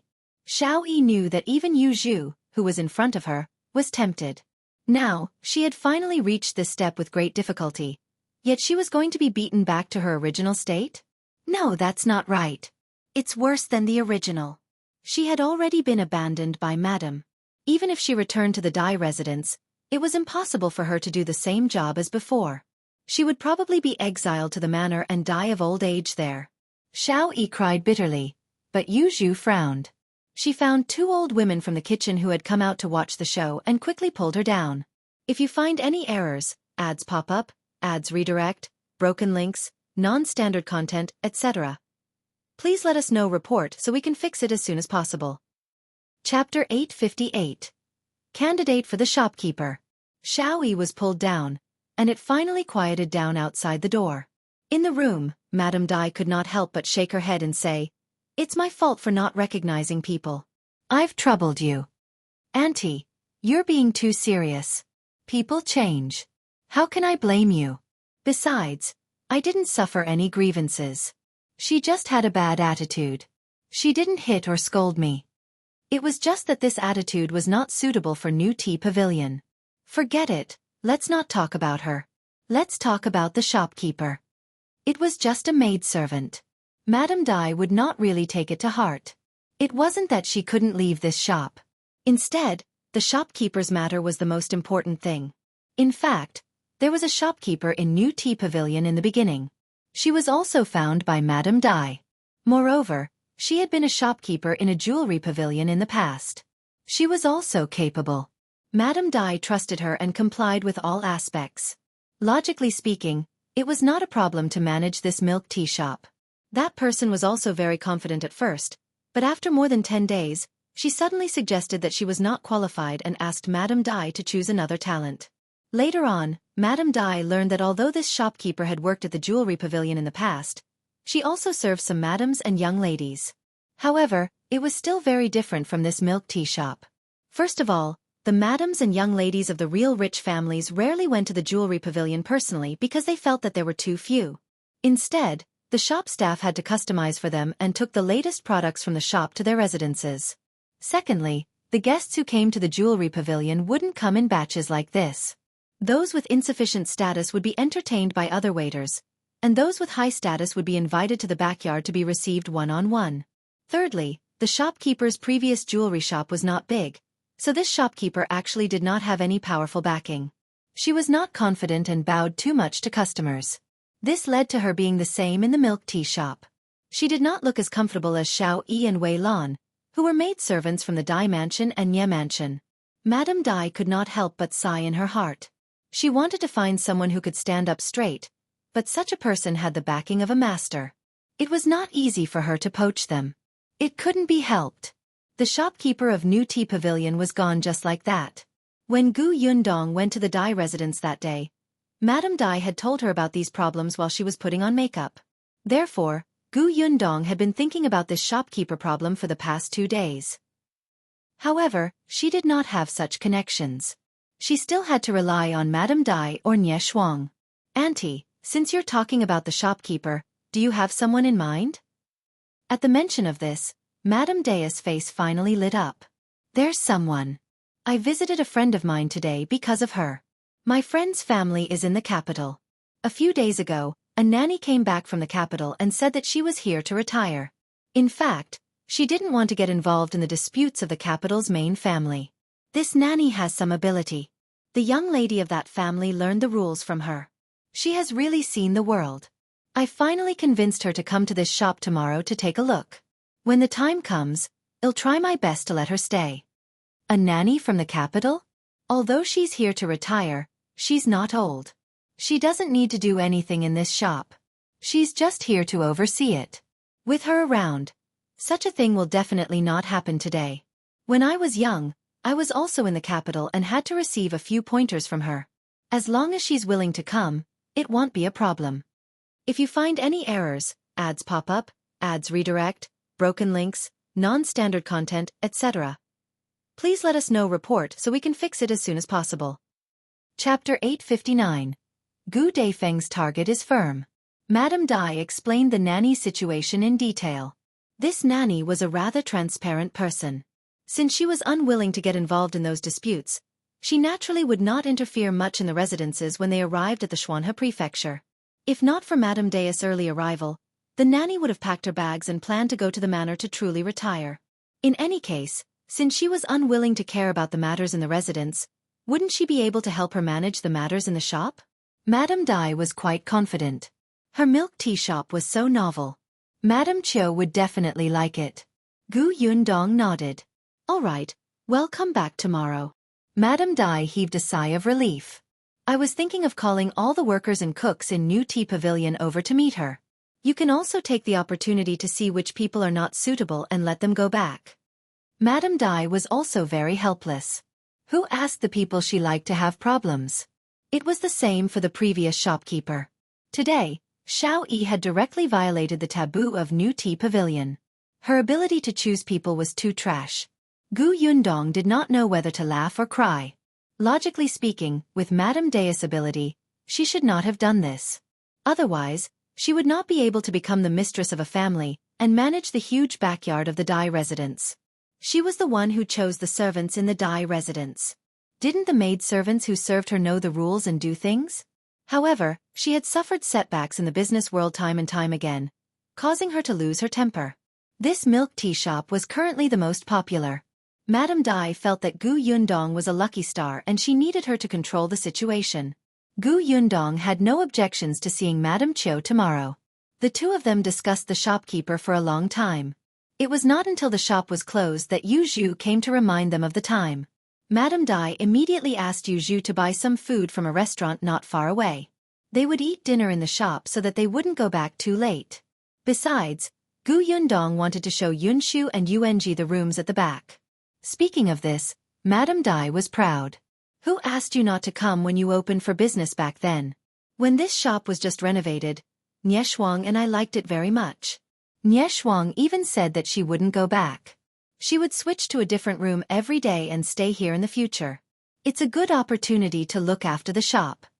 Gu Yundong could not help but want to laugh. Then why didn't you agree? Don't. The Nye family will settle scores with me later.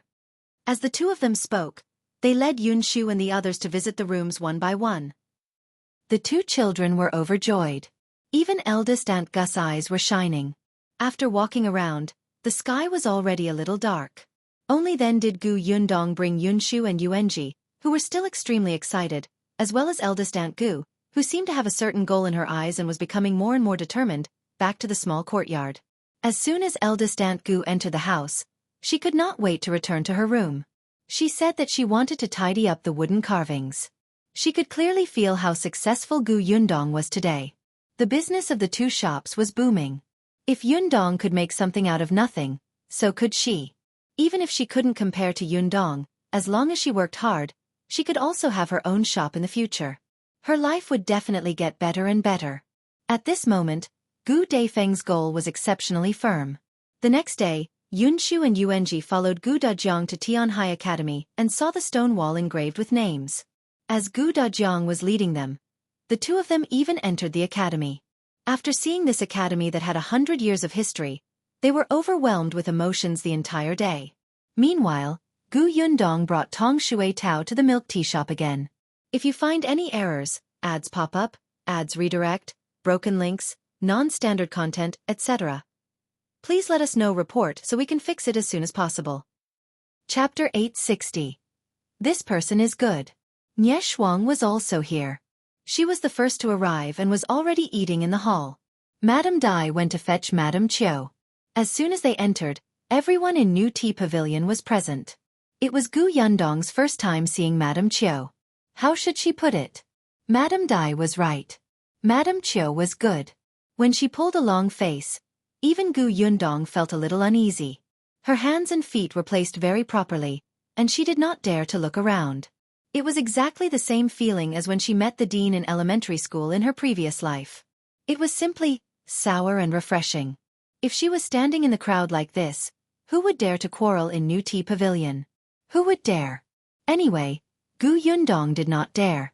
However, she stopped pulling a long face and only smiled slightly. The expression on her face instantly became approachable and kind. Even the waiter of New Tea Pavilion dared to joke with her. Most importantly, Madame Qiuyue was multi-talented. She was proficient in music, chess, calligraphy, and painting. She was omnipotent in brewing tea and making incense. Even if a noble old lady came, Madame Qiuyue could accompany her for most of the day and not bring any awkwardness. Stay. Such a person had to stay. However, Gu Yundong did not show too much enthusiasm. Madame Qiuyue was obviously very opinionated. If you were too enthusiastic, she would not be too happy. She introduced the situation of the milk tea shop as usual. Gu Yundong answered Madame Qiuyue's questions in a neither servile nor overbearing manner. After walking around, the two of them chatted the most. There were specializations in the industry. Madame Qiuyue did not know much about business, but she knew how to read people, teach people, read accounts, and get along with customers. It was enough. After Madame Qiuyue finished asking, she told them to consider it. Nie Shuang was a little disappointed, but Gu Yundong and Madame Dai's eyes lit up. When Madame Dai brought her back, she couldn't help but say, "My milk tea shop will definitely be good in the future, right?" "Then you're lucky to have met such a scheming little girl. Nanny, are you coming tomorrow?" Madame Qiuyue sat in the carriage and closed her eyes in silence for a while before saying with a smile, "Yes, it's good to work in another environment." Madame Dai became happy. After sending Madame Qiuyue back, she returned to the milk tea shop and announced such good news. Nie Shuang's eyes lit up. Although Gu Yundong was also happy, she looked much calmer than expected. However, before she left, she specially said to Su Qing, "Learn more from Madame Qiuyue in the future, especially when it comes to how she treats others. It will be good for you." From the looks of it, Madame Dai would definitely open a milk tea shop elsewhere in the future. Now that the prefecture magistrate Dai was being placed in an important position, he would probably be transferred back to the capital by the emperor in 2 years. Madame Dai might have already found a suitable shop in the capital. If Su Qing learned more, even if she didn't go to the capital in the future, she could still go to other county cities to be a master. Gu Yundong returned to the small courtyard and realized that eldest Aunt Gu was still in her room. She seemed to have been in the house for the entire day. Gu Yundong stood outside the window and looked, only to find that she was muttering to the wooden carvings. She did not know what she was thinking.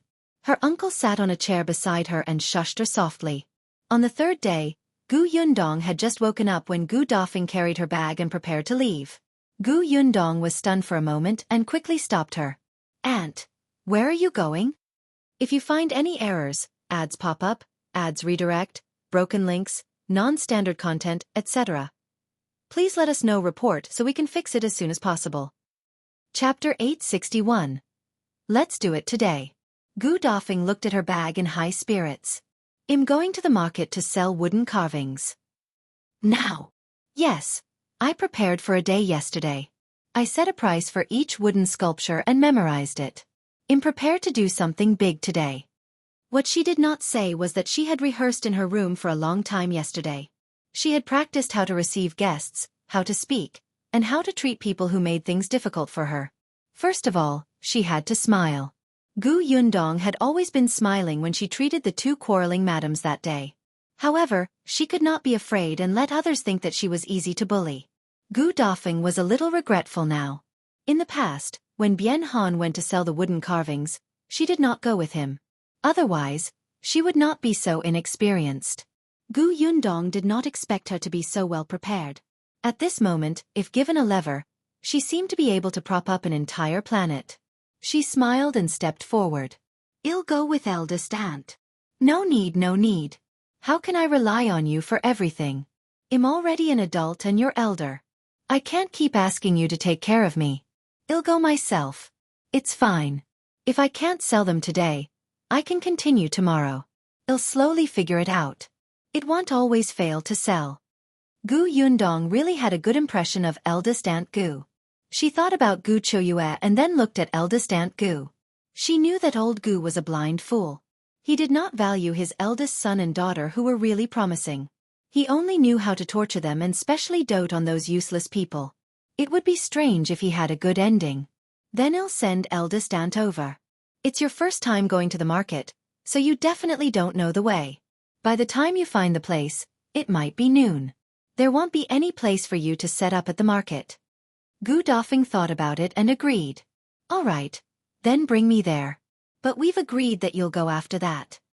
Of course. I'll come back after sending eldest aunt off. I guarantee that I won't even enter the market. I'll let eldest aunt do everything herself. Gu Dafeng smiled and followed her into the carriage. Tong Shui Tao drove them there. Gu Yundong was a woman of her word. When they arrived outside the market, she put Gu Dafeng down and waved goodbye to her. Gu Dafeng entered the market, but Gu Yundong did not leave. She asked Tong Shui Tao to watch the carriage and followed her. Yes, she was just curious about what eldest aunt would do. She was purely curious. Unbeknownst to Gu Dafeng, her tail had been behind her. When she reached the entrance of the market, she could not help but tighten her grip on her bag. After hesitating for a moment, she strode in. She remembered that Yundong had told her that the first seats in the market were the mother and daughter pair who sold flowers.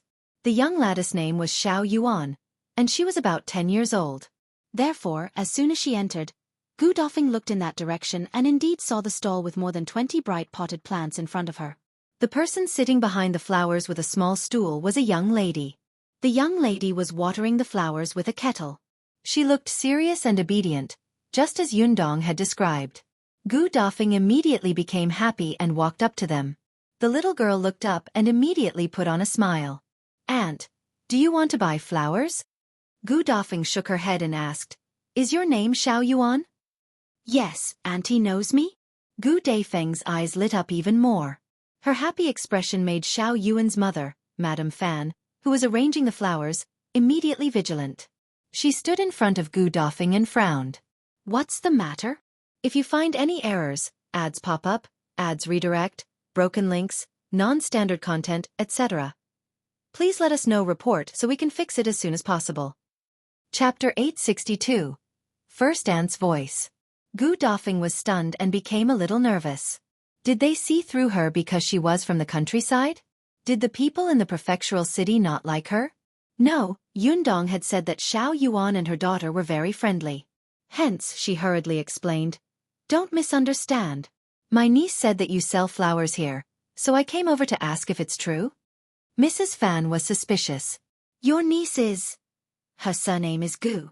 Do you still remember the girl who bought 20 pots of flowers for her mother last time? Xiao Yuan immediately stood up happily. I remember. Is Sister Gu your niece? Yes, I'm her aunt. Madame Fan was also a little happy. Others might not remember, but Gu Yundong and the rest remembered very clearly. She was the first customer to buy 20 pots of flowers in one go, and she even helped them chase away Shopkeeper Pan. Ever since Shopkeeper Pan left, they had been selling flowers here smoothly. Now that she heard that the other party was her aunt, she quickly greeted her warmly. So it's sister-in-law Gu. Are you here to buy something? What do you want to buy? I'll tell you where to go. No. I'm not buying anything. I'm here to sell something. Madame Fan was confused. Selling things? She could not help but look at the bag in her hand. Gu Dafeng coughed lightly and squatted down to open the bag. Those are wooden carvings made by my husband. I want to sell them here. The moment the bag was opened, Xiao Yuan exclaimed, They're so beautiful.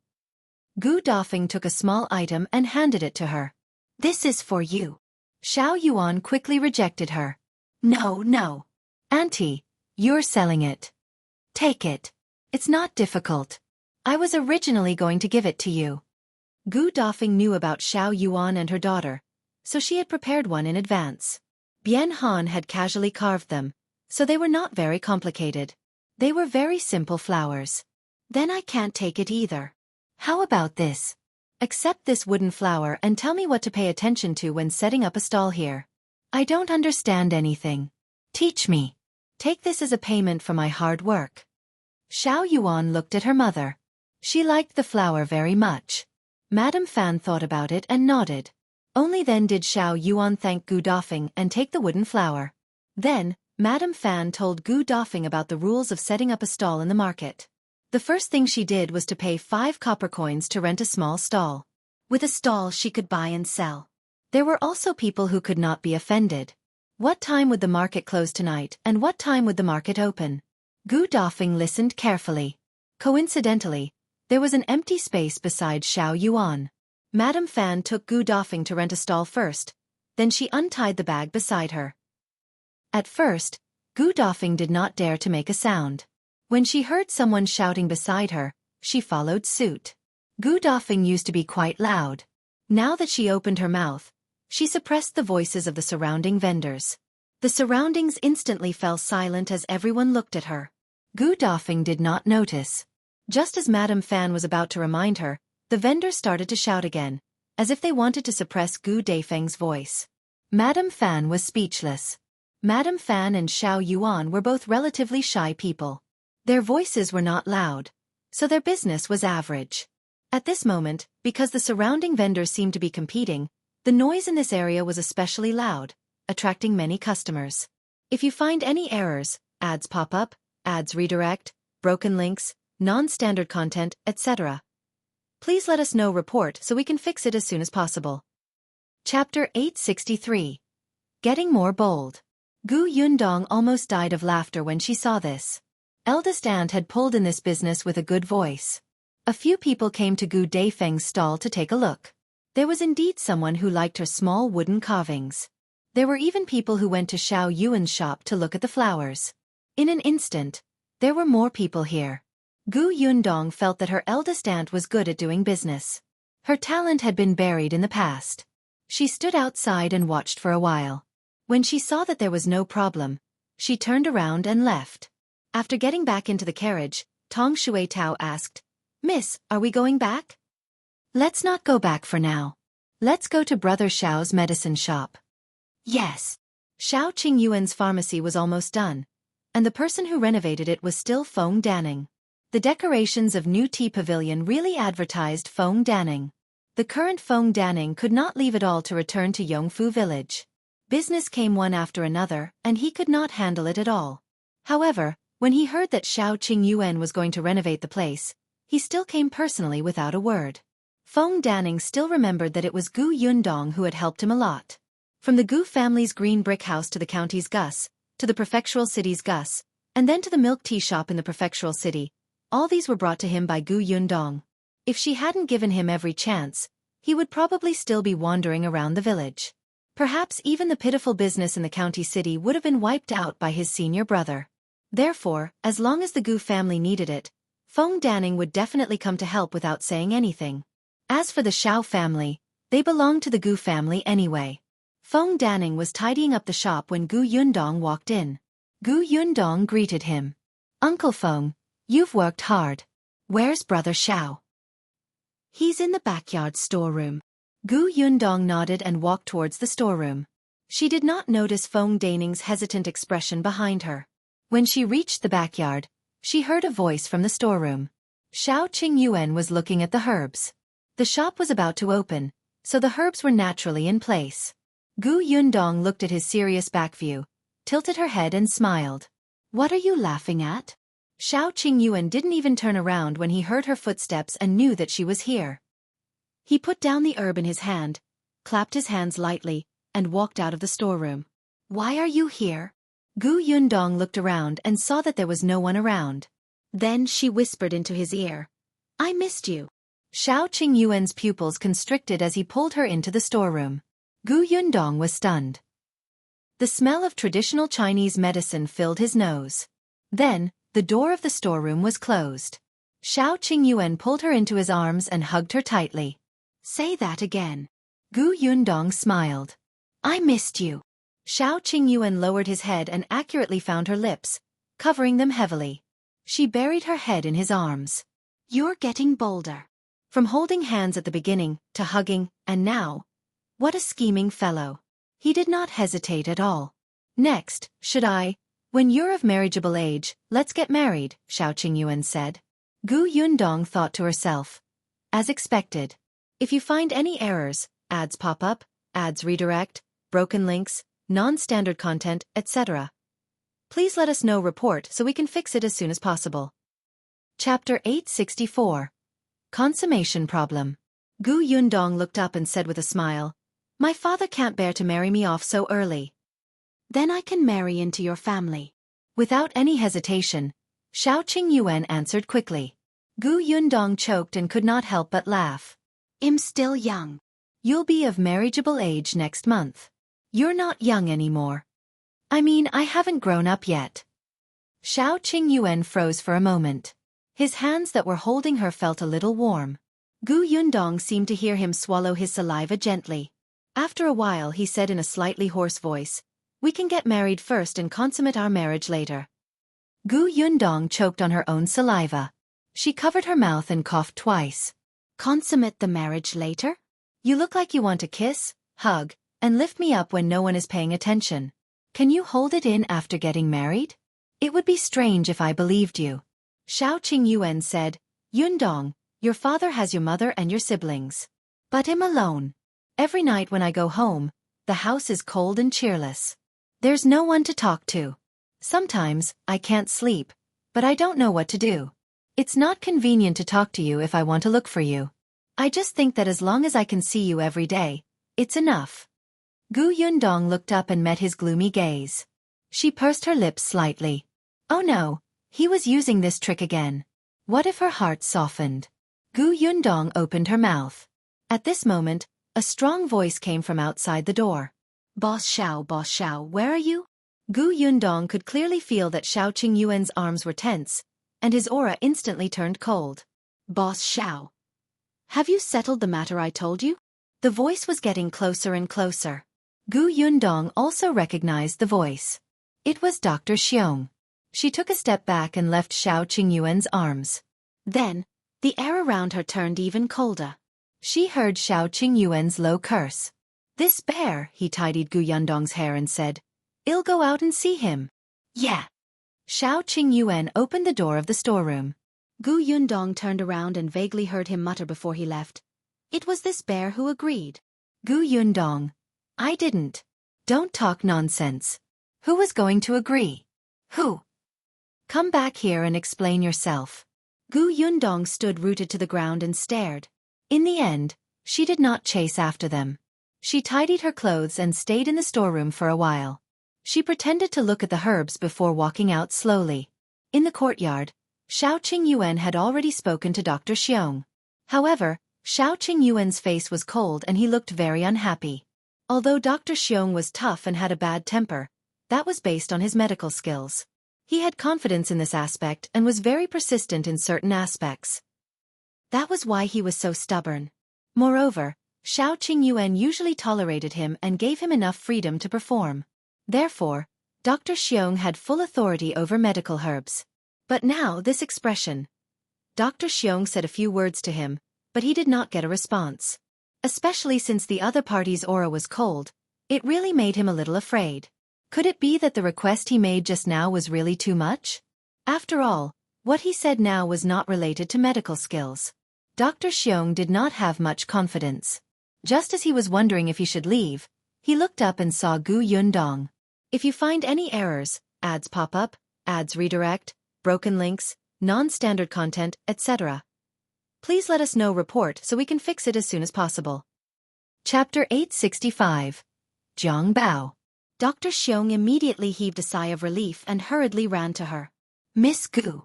"Dr. Xiong, why are you looking for Brother Xiao?" Gu Yundong glanced sideways at Qiuyue, who was walking over. The latter looked helpless, but his face was no longer cold. Dr. Xiong turned around and saw that he seemed to have become a different person. His eyes widened. "Hey, you actually have two faces. Your attitude towards me and towards Gu Yundong is too different." Dr. Xiong's temper flared up again. He snorted coldly and simply said to Gu Yundong, "I want a guy, but he keeps dilly-dallying and disagreeing. He's a man, so can't he be more straightforward? Must I leave behind so many important things to remind him again and again?" Gu Yundong was curious. "What guy?"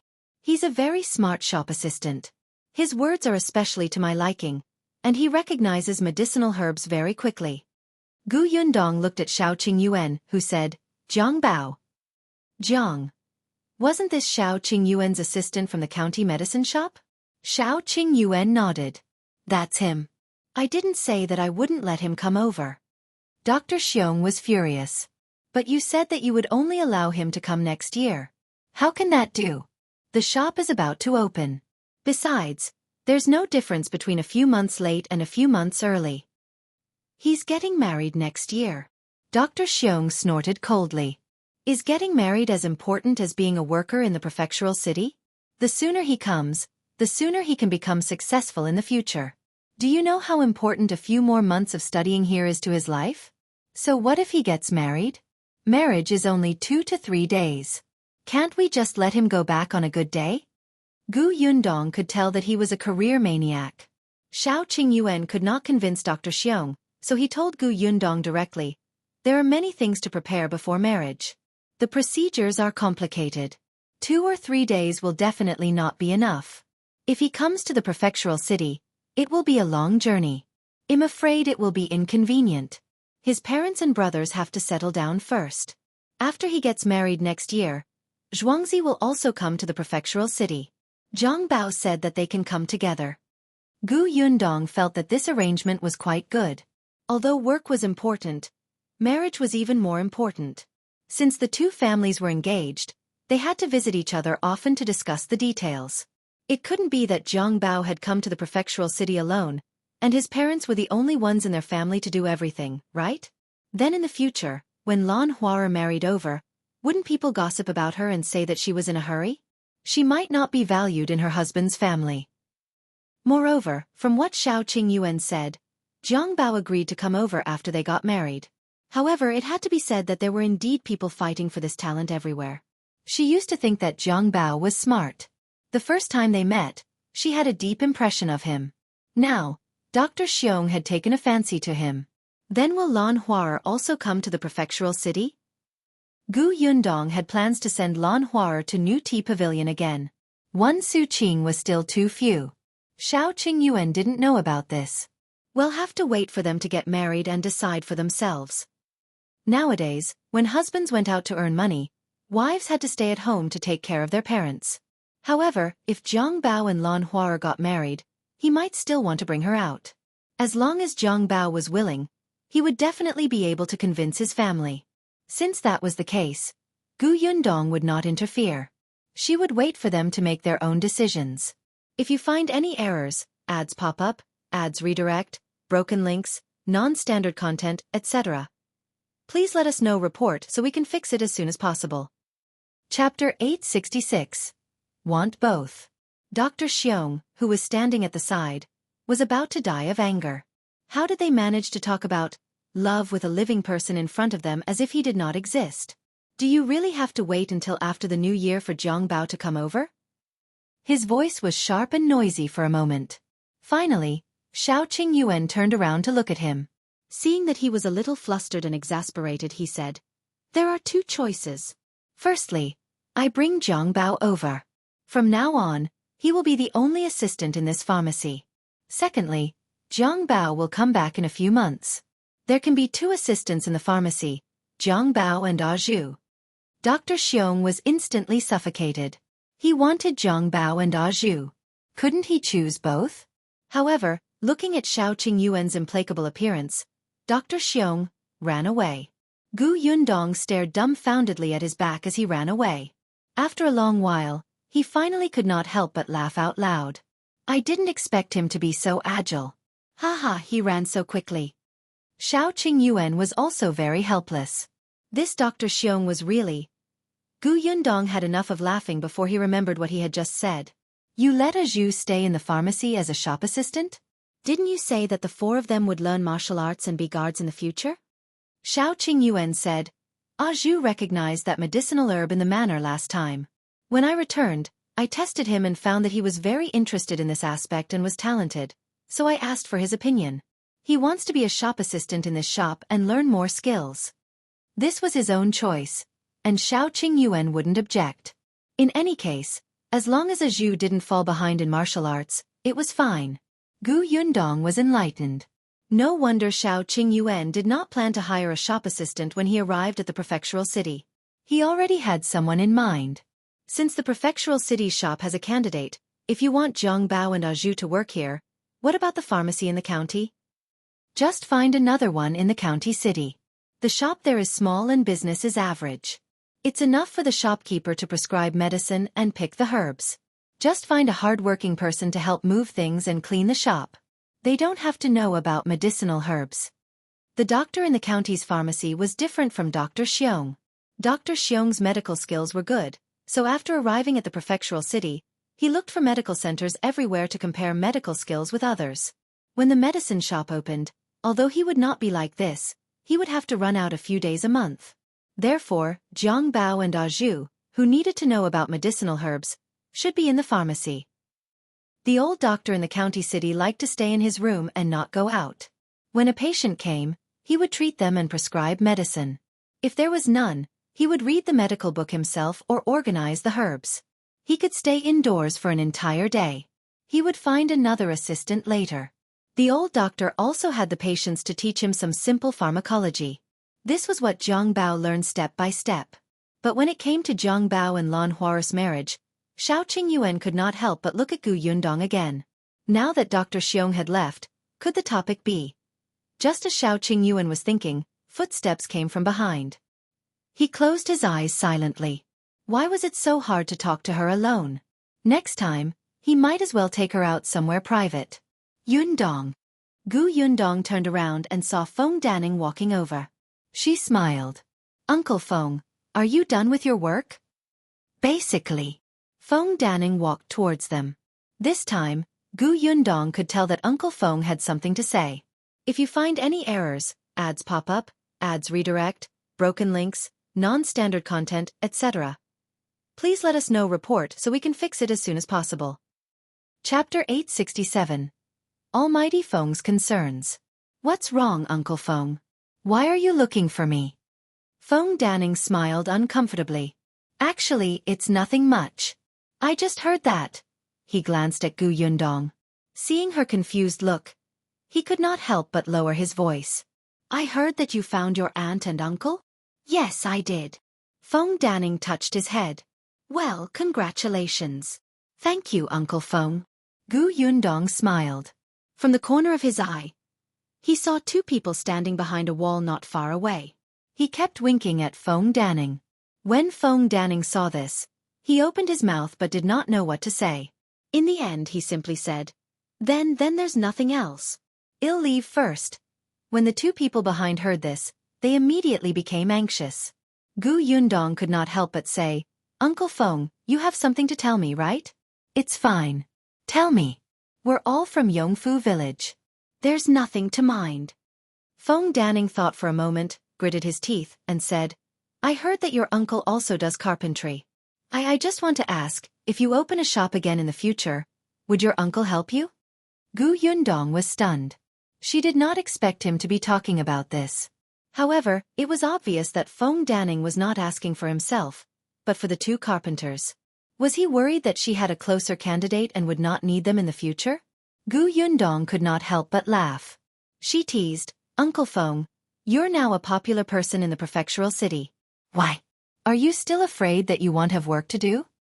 What are you talking about? What do you mean by not being popular? Didn't you help me get to where I am today? Otherwise, I wouldn't even be able to walk out of the village. Yundong could understand his worry, but she felt that it was completely unnecessary. Uncle Feng, although my uncle is also a carpenter, he's different from you. His work is more exquisite and there's no conflict. Besides, Uncle Feng, you have a group of people under you now. Your team has already matured. What are you worried about? Feng Danning sighed. Yundong, I'm not afraid that you'll laugh at me. I just feel that you don't need us anymore in the future. I suddenly feel a little flustered. Haha, then I'm fine. I'll go to work. Yundong nodded, and Feng Danning quickly ran away. The two people hiding behind the wall immediately pulled him over, and the three of them muttered to each other. Yundong looked at their backs thoughtfully. Why do I feel like all of them are too dependent on me? Could it be that she was too opinionated? Qiuyue had wanted to say something a few times, but he was interrupted. He no longer had a temper. However, when he turned his head and saw her frowning as if she was very troubled, he felt that she was cute. He couldn't help but hold her hand. You are very charming. Hence, he would always become someone else's backbone. Not to mention Feng Daning, even the village chief of Yongfu village, Chen Liang, could not help but come to the Gu family to discuss with her when something big happened. His Yundong would become the center of attention wherever he went, making people involuntarily approach him. At this moment, Xiao Qingyuan actually felt an inexplicable sense of pride. Gu Yundong sniggered. Seeing him say such things so seriously, she actually felt a little amused. All right. I'm charming. Doesn't that mean you're even more charming now that you're my fiancé? Xiao Qingyuan suddenly turned around, and his eyes became restless again. He felt that the atmosphere that had disappeared just now had returned. Seeing this, Gu Yundong quickly pulled her hand away and ran away. I'm going to Aunt K's house. If you find any errors, ads pop up, ads redirect, broken links, non-standard content, etc., please let us know report so we can fix it as soon as possible. Chapter 868. Arrangements for Aunt Ku. Gu Yundong ran out of the door and soon disappeared. Today, Yunshu and Yuanji had both gone to Aunt K's house. She planned to pick them up. When they arrived at the Ku residence, they saw Aunt Ku happily preparing delicious food for them. Aunt Ku had always been good to children, let alone Yunshu, Yunke, Yuanji, and Madame Yang. But when she saw Gu Yundong, she raised her face again, making Gu Yundong not know whether to laugh or cry. There were still some changes in Aunt K's house. There were a few pots of flowers in the corner of the courtyard, which seemed to be given to her by Madame Yang. There were some things for children to play with in the central room, as well as paper, ink, brush, and inkstone. Gu Yundong was silent. It was too lonely for Aunt Ku to live alone, but she refused to retire with him. Her temper was really stubborn. If Gu Yundong talked to her, she would lose her temper. Retirement? Gu Yundong suddenly thought of something. She went up to Aunt Ku and said, Aunt, have you ever thought about working at New Tea Pavilion? You don't have to do anything. Just help out a little. If you want to rest, rest. If you want to work, work. If you're tired, go to our room to sleep. If you're bored, you can chat with someone. As for the salary, I'll give you a little bit. How about that? Aunt K's hand paused for a moment. That slight movement stunned Gu Yundong. It seemed that Aunt Ku had thought about it. In that case, she had neglected him. Gu Yundong was instantly vexed. However, Aunt Ku snorted and said, Why would I go? There are so many people. With my temper, I will offend the guests. Gu Yundong smiled and held her hand. No. Although Aunt Ku is always fierce to me, you're much more patient with children. You also know how to tell stories. Look, Kiki, Yunshu, Yuanji, and the rest like you. Our new tea pavilion also has small guests. You can take care of them, right?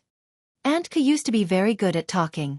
She remembered that when Niet Song first saw her, he had reminded her that the children around her were afraid of Aunt Ku because once she pulled them over, she would talk endlessly. However, after spending a year with Yunshu and the rest, Aunt Ku would no longer have such a situation because Yunshu was more eloquent than her. Sometimes, when Aunt Ku told a story, when Yunshu heard something he liked, he would tell her a bunch of random things. Aunt Ku had no room to interrupt.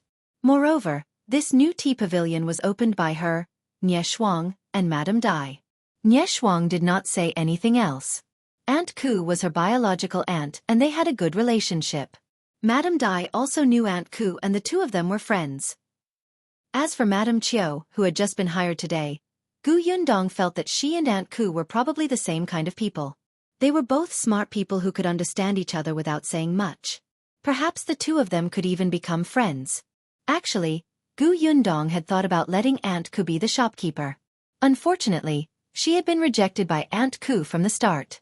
She did not want to take on such a responsibility at all, and did not have the time. Therefore, Gu Yundong never mentioned letting Aunt Ku go to New Tea Pavilion again. However, she did not expect that Aunt Ku did not want to be the shopkeeper, and yet she was not against doing things at New Tea Pavilion, where she could interact with so many children. As expected, when Aunt Ku heard the last sentence, she could not hold back her expression and smiled. All right, since you're so sincere, there's no harm in me forcing myself to go. If you find any errors, ads pop up, ads redirect, broken links, non-standard content, etc., Please let us know report so we can fix it as soon as possible. Chapter 869. Gu Yundong's Proposal. Gu Yundong could not help but secretly roll her eyes. You even learned how to speak like me? But Gu Yundong was still very happy that Aunt Ku agreed. However, there was one thing that needed to be mentioned. Don't be too tired. There's no harm in going over later in the morning. There aren't many customers at the beginning anyway. You have to come back early at night. There's no need to wait until after closing. Although your place isn't very far from New Tea Pavilion, it's not too late. I'll be worried. All right, I understand. Aunt Ku pushed her away. Don't be sticky. Hurry up and ask your mother and the children to wash their hands. It's time to eat. Gu Yundong smiled and went out.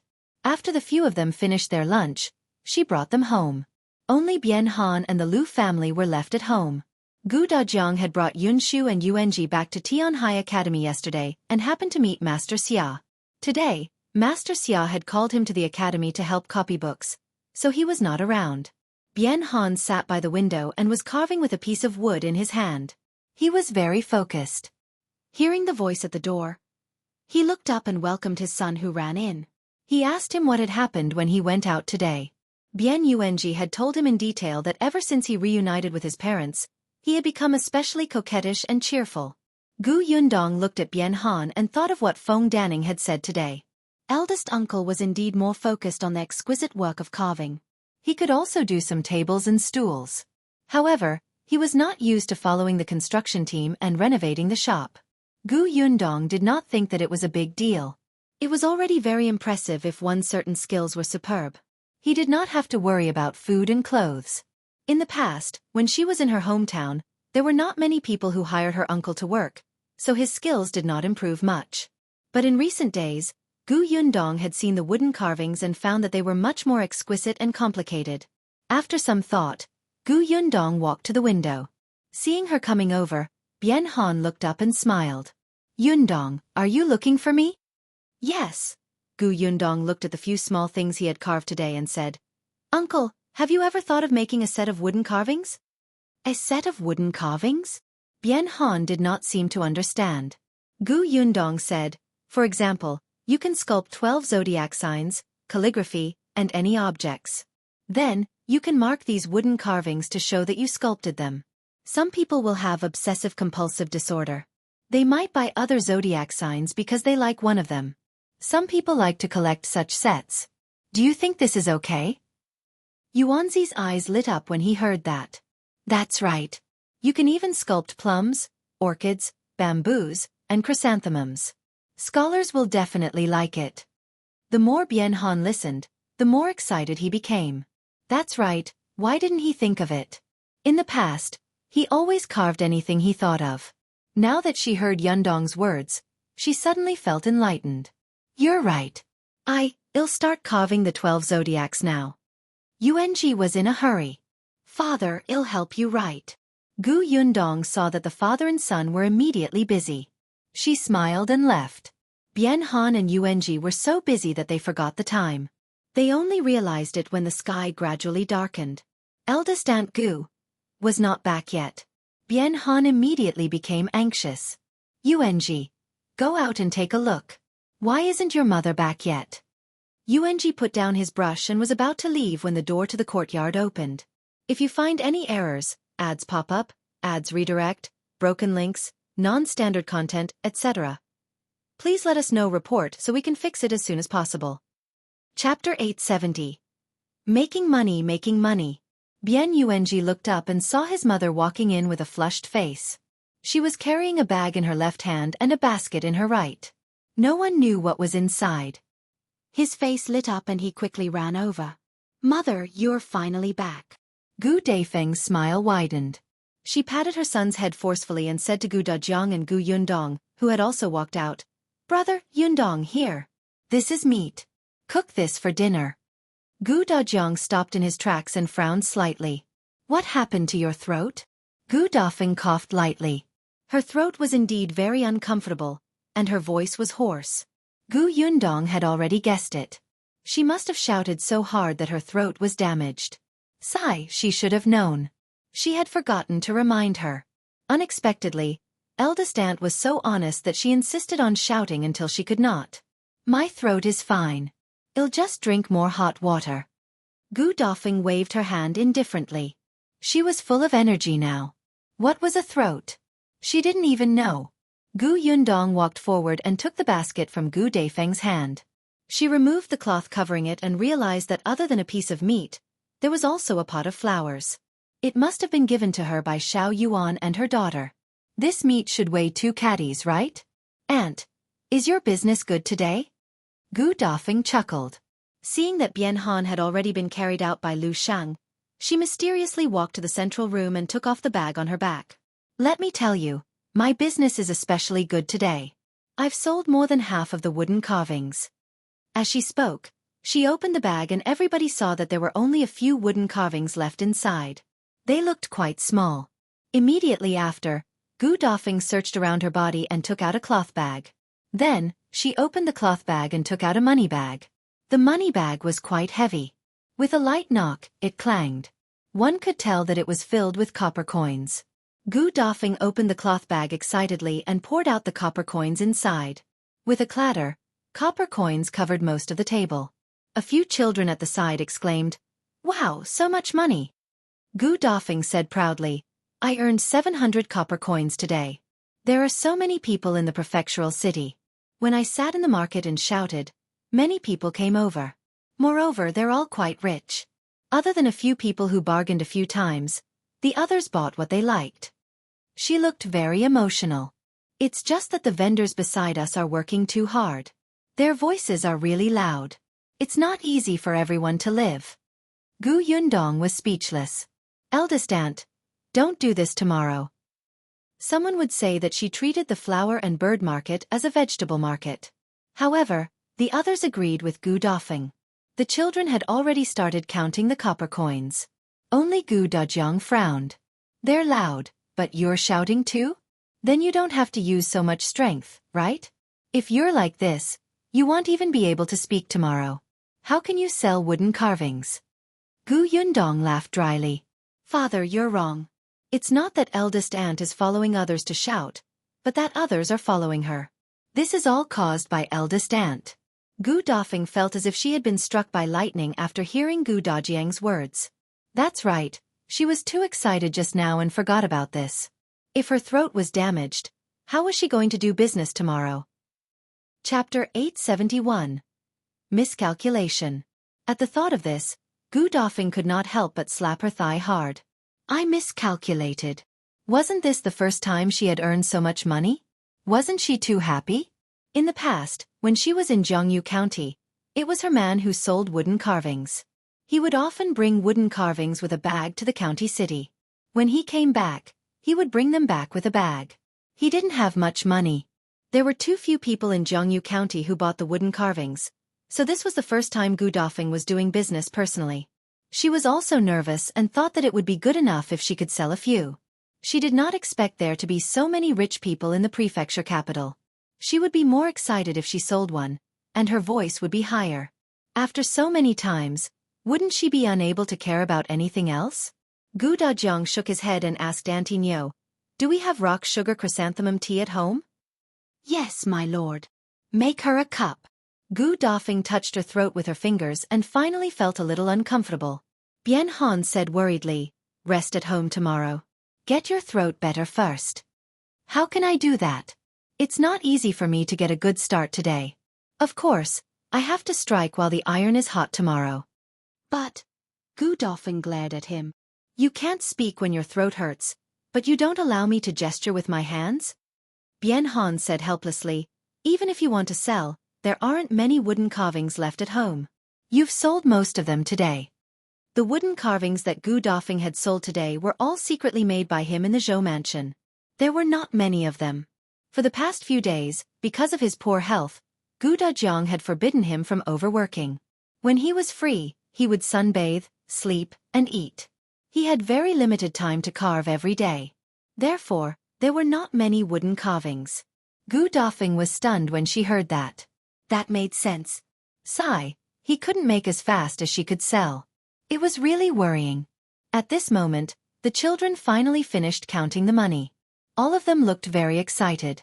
650 copper coins. Mother, we're missing 50 copper coins. Bian Yuanji raised his hand and reported the situation. Gu Dafeng slapped his hand away. Didn't I use it to buy meat? Why is it missing?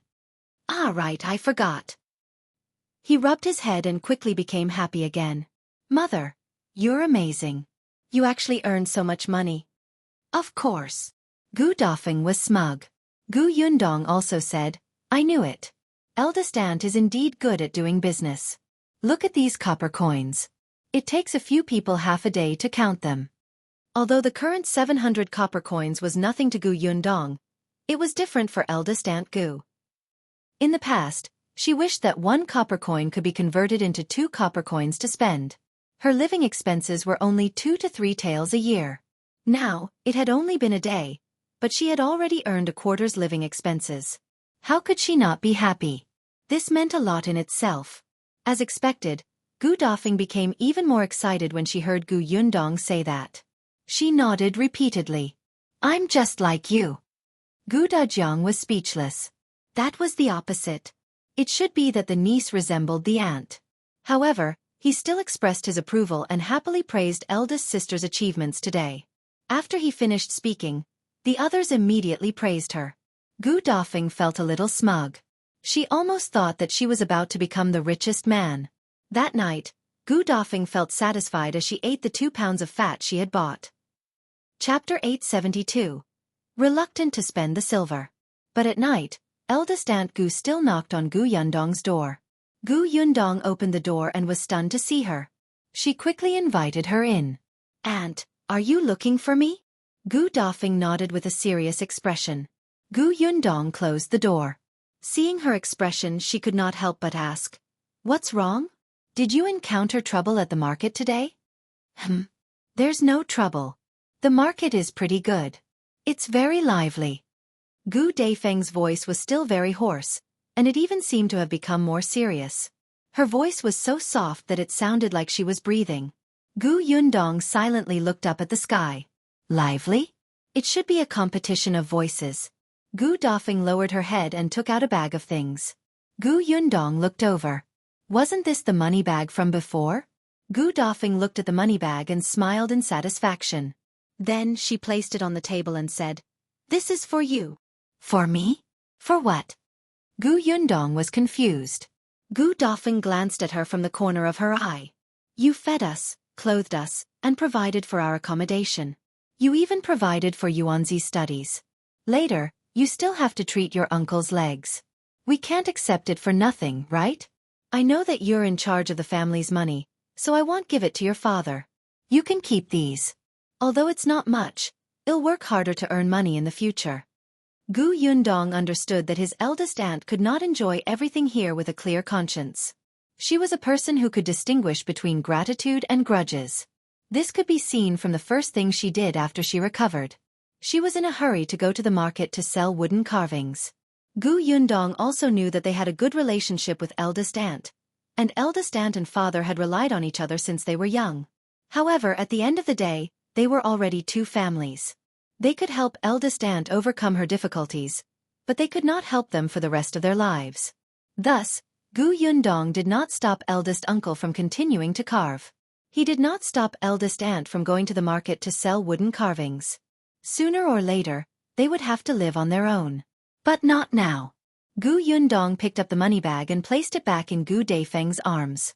Eldest aunt, I know what you're thinking, but you should take this money back yourself. If you give this money to me now, where will you get the capital to do business? Gu Dafeng blinked. The capital to do business? The carvings were made of wood. Previously, in the Zhou mansion, Mrs. Ran had brought it over for them. Back in his hometown, it was Bian Han who went straight to the mountain to cut the tree down. A very thick tree could be used for a long time. However, this prefectural city seemed to disallow people to cut trees at will. Gu Dafeng did not expect this.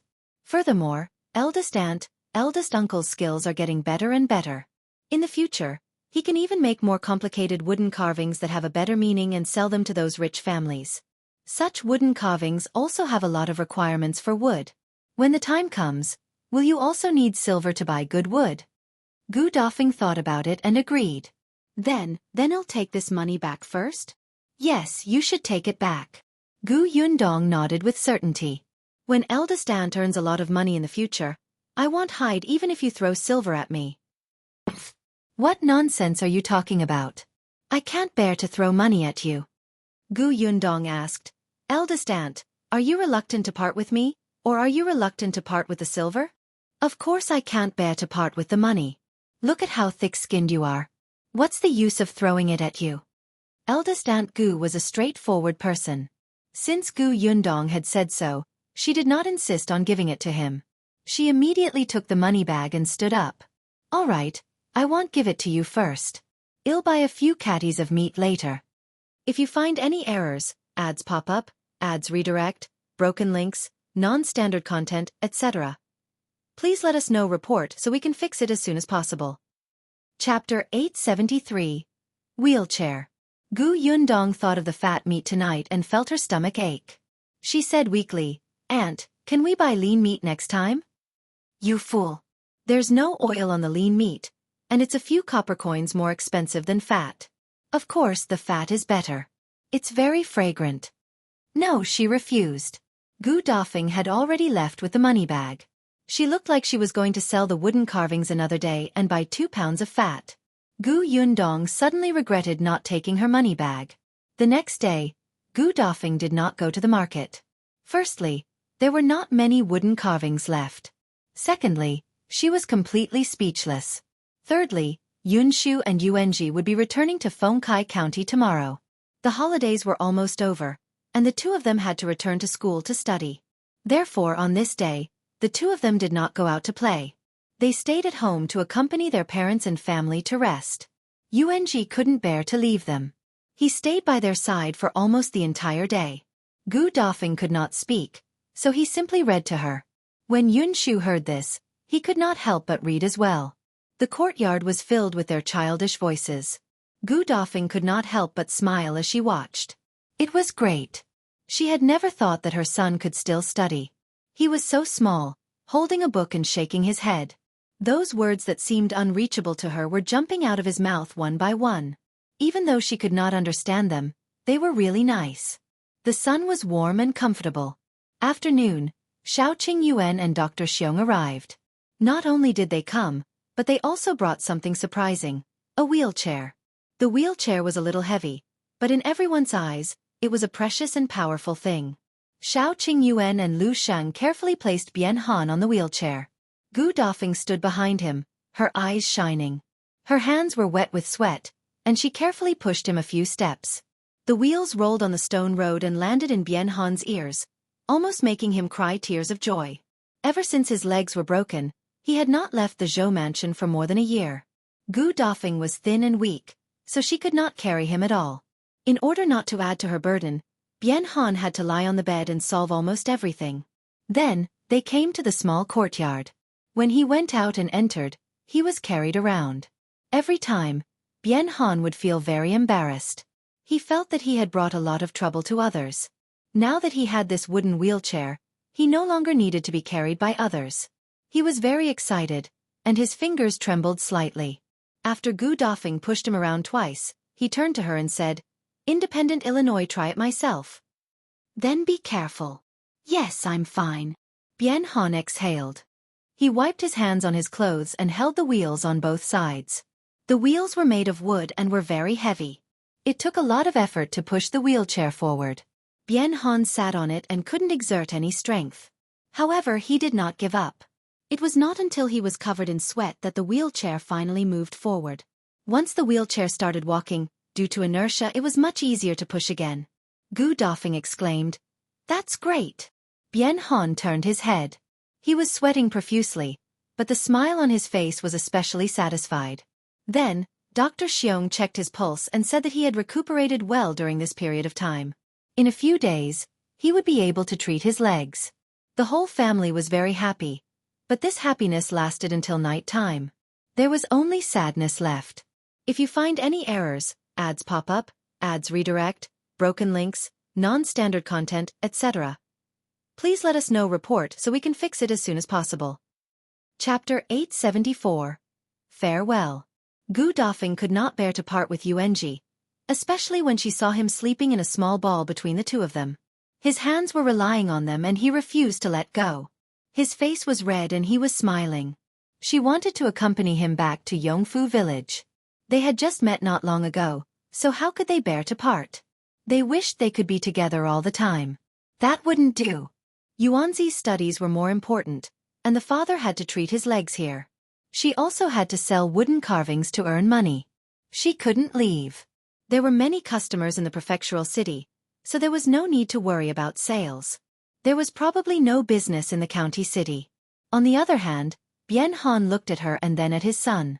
After a long time he said, "Why don't you accompany Yuanji back to Yongfu village?" Gu Dafeng was surprised. "You? To visit Mulan?" Bien Mulan's grave was now in Yongfu village. Speaking of their daughter, the two of them fell silent again. Their hearts ached. Their young daughter was only 20 years old and had never enjoyed happiness in her life. Why did she? Gu Dafeng's eyes were filled with tears again, and her nose was blocked. She reached out and wiped her eyes fiercely. In a hoarse voice she said, "All right, I'll go back. I'll go see her and tell her that we're all fine. Tell her not to worry. Leave in peace. In our next life, she'll still be our daughter. Well, dote on her." Bien Han also said in a muffled voice, "I'll treat your leg when you come back. Then remember to eat well. That wheelchair is too heavy. Don't force yourself. Don't fall and hurt yourself again. You have to treat your legs as soon as possible and go back to Yongfu village to see Mulan. Take care of yourself too. Don't take care of Yuanji." "Okay." Even though they had only been apart for a few days, the two of them still talked for a long time. The next day, Yuanji realized that when his mother was packing for him, she had also packed her own things. They would only be back for a few days. There was no need to bring too many things. Gu Dafeng, on the other hand, brought a few wooden carvings with her, intending to burn them for Bien Mulan. The carriage was already waiting at the entrance of the courtyard early in the morning. This time, Qiuyue would personally bring Yunshu and Yuanji back. He also had to return to the county city. Firstly, he wanted to ask Qin Wenjing about the Tao family situation, and secondly, he wanted to go back and collect herbs. After Qiuyue opened the pharmacy, he contacted a few herb farmers to buy some of the herbs in their hands. Everyone was happy to sell them to him for a fair price. The Gu family was very relieved to leave Yunshu and Yuanji to him. However, she did not expect Gu Dafeng to say that she wanted to go back. After hearing her reason, Gu Yundong nodded slightly. "All right. Yuanji knows my cousin's location, but the mountain path is difficult to walk on. I'll get Brother Xiao to send you there." Qiuyue nodded. "Don't worry. Leave eldest aunt to me." Bien Han also wanted to go back, but his legs were not suitable for long journeys. If the carriage was too bumpy, his legs, which he had painstakingly recovered, would probably become even worse. Dr. Xiong suggested that he stay at home for the next few days and massage his thighs more. At this moment, he was sitting in a wheelchair as Gu Dajiang pushed him to the door. He watched as his wife and children got into the carriage and slowly left for the alley. After a while, when the carriage had completely disappeared, Gu Yundong said, "Let's go back to the house. It's cold outside. Don't catch a cold." Bien Han reluctantly retracted his gaze and the group entered the house. No one saw that Gu Yundong, whose back was facing them, had a scorching light in her eyes. With Yunshu and the others gone, it was time to settle some scores. For example, concubine Gu of the Zhou mansion.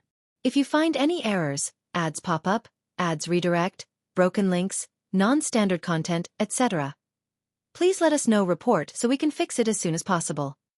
Chapter 875. Settling the Scores. After sending Qiuyue's carriage off, Gu Yundong asked Tong Shuitao to set up a carriage after lunch and told Gu Dajiang that he wanted to take a look at the shop. But when the carriage turned out of the alley, Gu Yundong suddenly instructed Tong Shuitao, "Go to the Zhou residence." "All right." Tong Shuitao paused for a moment, then immediately understood what young Miss wanted to do. After all, she had been with young Miss for so long. Tong Shuitao had been waiting for a few days, hoping that Miss would teach Gu Qiuyue a lesson. This person was really heartless. She had done all kinds of bad things and did not show any mercy to her own family. She deserved retribution. However, Miss didn't make a move. Tong Shui Tao thought that Miss had given up. So she was planning to wait for young master and the others to leave before taking action. She sped up the carriage. Miss, are we going to the Zhou mansion to tell old Master Zhou directly? No. Why? Mr. Zhou is afraid of you. If he knows that concubine Gu is your enemy, he will definitely want to teach her a lesson, just like the young master of the Peng family in the county. He will do you a favor. Gu Yundong leaned against the carriage window and could not help but laugh. Give her face? How was Peng Zhongfei giving her face? He was giving face to the non-existent god that she had mentioned. Besides, Peng Zhongfei had been set up by Gu Xiener and hated her. Madame Yao and concubine Xia had secretly tried to sow discord, so Gu Xiener had no chance to make a comeback. However, Zhou Dafu was different. He liked Gu Qiuyue. Gu Yundong did not know what was wrong with his taste. Anyway, from the fact that he had yet to give up on her, it could be seen that Zhou Dafu liked Gu Qiuyue. Speaking of which, why did the descendants of old Gu and Madame Zhao like to be concubines so much? Could this be genetic inheritance? From the looks of it, Uncle's genes had mutated. Zhou Dafu is afraid of me, but he also hates me. If he finds out about my relationship with Gu Qiuyue, he might make a big fuss out of it. We might even help Gu Qiuyue and let the two of them deal with me together. When Tong Shui Tao heard this, it seemed to make sense. Then what should we do? Capture Gu Qiuyue and cripple her? Gu Yundong's mouth twitched. Peach, we're civilized people. Don't fight and kill for no reason. You're only in front of me. If you say this outside, others might think that I'm cruel. Could it be that this was not the truth? The carriage will stop at the tea house diagonally opposite the Zhou residence. Go and find out if Zhou Dafu is at home. I'll wait for you at the tea house. As soon as she finished speaking, Tong Shui Tao, who was outside, suddenly pulled the reins. Phew! Gu Yundong looked out of the window. It was not there. Miss, Tong Shui Tao said, I don't need to ask around. Zhou Dafu is there. Gu Yundong changed the window and looked out. Indeed, she saw Zhou Dafu and Steward Zhou standing not far away outside the back door of a family mansion, arguing with the gatekeeper. Gu Yundong looked up. Oh, isn't this the Dai residence? She frowned slightly and said to Tong Shui Tao, drive the carriage forward and see what they're talking about. Don't be discovered. Yes, my lady. Tong Shui Tao pretended to walk forward as if nothing had happened. When she reached the corner, she stopped. Gu Yundong got down from the carriage and squinted at Zhou Dafu, who was not far away. If you find any errors, ads pop up, ads redirect, broken links, non-standard content, etc., please let us know report so we can fix it as soon as possible. Chapter 876. Dafu Zhou tricked Dai Wenhuo? Zhou Dafu was pacing back and forth outside with a frown, looking very frustrated. Steward Zhou kept a smile on his face as he said to the gatekeeper, Little brother, help me. Our master really knows your young master. If you inform him, your young master will definitely remember. As he spoke, he stuffed a silver ingot into his hand. The gatekeeper hurriedly retracted his hand and said impatiently, Go, go, go. Are you bluffing me? If you really know him, you can just ask your master to write an invitation for our young master and enter through the main door. Do you have to make things difficult for me here? All right. Leave quickly. Don't waste my time here. Let's go. As the gatekeeper spoke, he pushed Steward Zhou out. Hey, why are you still doing it? Let me tell you, I'm really not lying to you. Why don't you go and look for Bien Han? He's the servant your young master bought a few days ago. He knows our old master. Steward Zhou could only take a step back and mention Bien Han's name, although he felt that it was not very useful. Steward Zhou was also worried. Of course, his master had sent a post, but every time he received a response, it was that young Master Dai was very busy. Young Master Dai was not around, and young Master Dai did not know him. The gatekeeper in front of them already knew them, so they could only come here to try their luck. In any case, Zhou Dafu felt that the servants had not told young Master Dai about him at all. Otherwise, why would young Master Dai not see him? It did not make sense. However, the truth was that he could not enter the Dai residence at all, let alone see young master die. When Gu Yundong saw this, he lowered his eyes and fell into deep thought. It seemed that because Dai Wenhuo had bought her aunt and uncle, Zhou Dafu had indeed climbed up the ladder and started to build a relationship with him. In the end, she was the one who caused this trouble for Dai Wenhuo. Should she cut off Zhou Dafu's hope? However, just as she thought about this, someone suddenly walked out of the door in a hurry. At first, this person didn't notice Zhou Dafu and his wife outside, so he didn't manage to avoid them in time and was seen by Zhou Dafu. Zhou Dafu's eyes immediately lit up, and he suddenly rushed forward. His speed was as fast as a rabbit, and it was completely disproportionate to his fat body. Guard Dai. Dai Zhong subconsciously dodged to avoid being hit by Zhou Dafu. When he took a closer look, his expression immediately twisted. How unlucky. How did she bump into him? Zhou Dafu heaved a sigh of relief and took 2 steps forward to block Dai Zhong. Guard Dai, I've finally seen you. Hurry up and tell that gatekeeper if young Master Dai knows me. I've given young Master Dai 2 servants last time. Hey, old Master Zhou, please be careful with your words. Dai Zhong stretched out his hand and hurriedly interrupted him. He said with a serious expression, What do you mean by giving our young master 2 servants? Those 2 people were bought by our young master. Old Master Zhou hasn't forgotten that the contract was written in black and white, right? Our young master still has that contract. Moreover, old Master Zhou's price wasn't low. These 2 servants cost a total of 50 taels of silver. This much money is enough for our young master to buy 5 servants. Moreover, one of them has crippled legs, and the other is sallow, thin, and covered in injuries. No matter what, our young master has suffered. In that case, it's old Master Zhou who tricked our young master. Trick? Tricked young Master Dai? How did it become a trick? Dai Zhong nodded and said very seriously, Isn't that so? Our young master has never suffered such a huge loss. Old Master Zhou, you have good methods. If you find any errors, ads pop up, ads redirect, broken links, non-standard content, etc., please let us know report so we can fix it as soon as possible. Chapter 877. She's still stupid as a pig. Gu Yundong did not know that Dai Zhong was such a good talker. He immediately covered his mouth and laughed. Tong Shui Tao whispered in her ear, Miss, old Master Zhou is about to die of anger. Serves him right. He still wants to use what happened that day to get involved with the Dai family. If it's really that easy, he can forget about being the prefecture magistrate. On the other side, Zhou Dafu and Steward Zhou were stunned. How could this happen? Although he had received 50 taels of silver, he only thought that Dai Wenhuo was generous. Moreover, he had made Bian Han sound so powerful as if he was thirsty for talent. Who had not spent a lot of money for something they loved?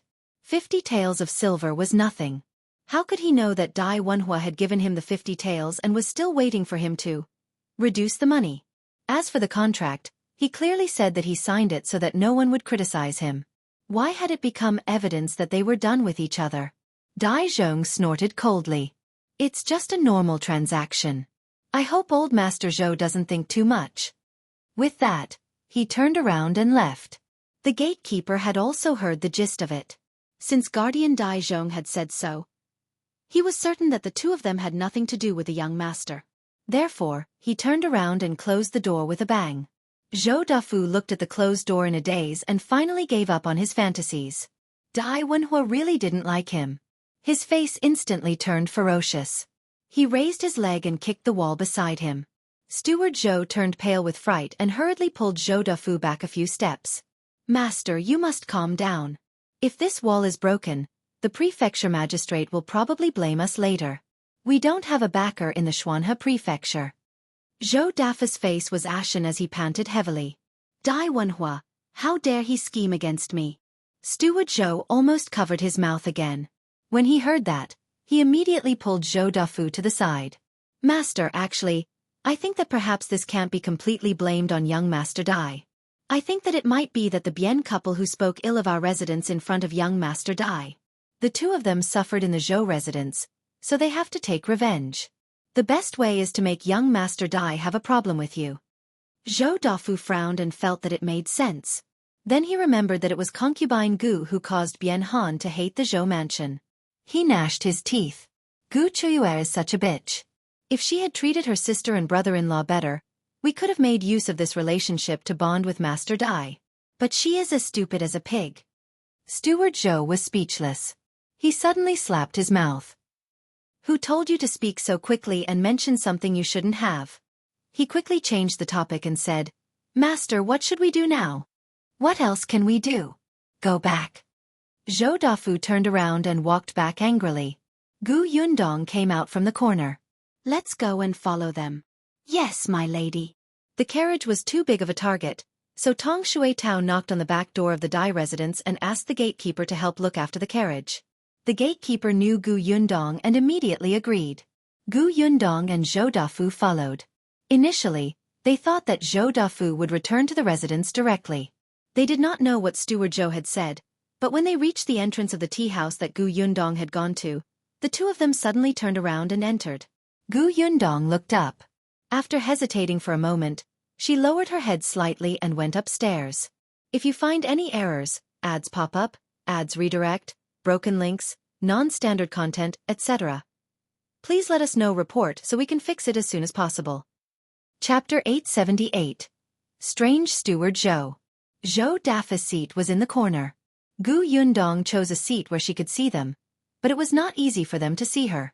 Fortunately, there were many people coming and going in the tea house at this time, so no one paid much attention to them. Naturally, Zhou Dafu and his servant were the same. Yundong ordered a pot of tea, a stack of peanuts, a plate of cucumbers, and slowly ate with Tong Shuitao. There were even storytellers in the tea house. With a clap of the wooden stick, their voices were raised and immediately received cheers from the entire hall. Yundong had never heard of it before and was a little curious. On the other hand, Tong Shuitao was not very interested in this storytelling. This person spoke genteelly and liked to keep people in suspense. In the end, there were only a few familiar stories. They were not as good as the little stories that Miss had told young master and the others. Hence, Tong Shuitao had been paying attention to Zhou Dafu and his servant the entire time. After Yundong listened for a while, Tong Shuitao suddenly said in surprise, Miss, why is old Master Zhou drinking? This is a tea house. He treats it as a tavern. If he wants to drink, why doesn't he go to a tavern? Drink. Yundong finally shifted his gaze to Zhou Dafu. As expected, Zhou Dafu was drinking. It was unknown if he was drowning his sorrows with alcohol. Steward Zhou, who was beside him, not only did he not stop him, he even persuaded him. Yundong narrowed her eyes. This was a little strange. There was also wine in the tea house, but it was suitable for drinking a few cups. After he gulped it down, it quickly attracted the waiter. He probably knew Zhou Dafu and went forward to persuade him. Zhou Dafu was frustrated and took 2 more big gulps. Steward Zhou pulled the waiter to the side and said softly, Our master is in a bad mood now. He'll just drink 2 more glasses. Don't worry. With me here to take care of him, even if he's drunk, he won't go crazy. The waiter frowned and wanted to say something, but Zhou Dafu suddenly tilted his head and fell unconscious. Yundong was speechless. Tong Shuitao chuckled. With his alcohol tolerance, he still has the cheek to drink? The waiter sighed and looked at Steward Zhou. Your master is drunk. It's better to send him back first. At least it was as he had said and they did not make a fuss. Steward Zhou immediately nodded. Don't worry, I'll help him back now. As he spoke, he grabbed his arm and placed it on her shoulder. He slowly stood up, and failed. After trying twice, Steward Zhou knelt back down. He laughed dryly at the waiter who hurriedly said, I'll help your master back with you. Steward Zhou refused without hesitation. No need, no need. You see, there are many guests now and you're very busy. There are still guests calling you over. How about this? I'll go back and get someone to come over immediately. The Zhou mansion isn't far away. I'll be back soon. Before the waiter could say anything, he had already gone downstairs. Tong Shuitao was dumbfounded. She said softly, Miss, what exactly is Steward Zhou doing? Why do I feel that something is wrong? He just left old Master Zhou there and ran off. Doesn't he care? Isn't he afraid that something will happen? Yundong also found it very strange. She got up and walked to the window, looking down. Steward Zhou had just run out of the tea house and even turned to look upstairs. Yundong hurriedly retracted her head and waited for Steward Zhou to run away before looking over again. But strangely, Steward Zhou was indeed running in the direction of the Zhou mansion. Chapter 879. Qiuyue is here. Yundong returned to her seat. Tong Shuitao hurriedly came over and asked, "Miss, how is it? What does Steward Zhou want to do?" "I don't know. Let's watch here first. He'll come back eventually." "Okay." Tong Shuitao looked at Zhou Dafu as she ate. Although Zhou Dafu's character was not good, he had a good behavior. Once he was drunk, he would lie on the table and sleep. It was fine if he did not cause trouble, but he did not even snore. Moreover, his hands and feet were well behaved and did not move at all. After nearly 15 minutes, Steward Zhou still had not returned. The waiter was a little worried. Seeing that there were not many customers, he almost ran to the Zhou mansion personally. Even Yundong thought that she had guessed wrongly and that Steward Zhou might not return. At this moment, Steward Zhou appeared. Not only him, but there were also 2 people following behind him. Yundong took a closer look. "Oh, isn't this Mrs. Ren?" Behind her is Qiuyue, who is disguised as a man. Tong Shuitao also recognized her and immediately widened her eyes. "Miss, it's Qiuyue." "I know.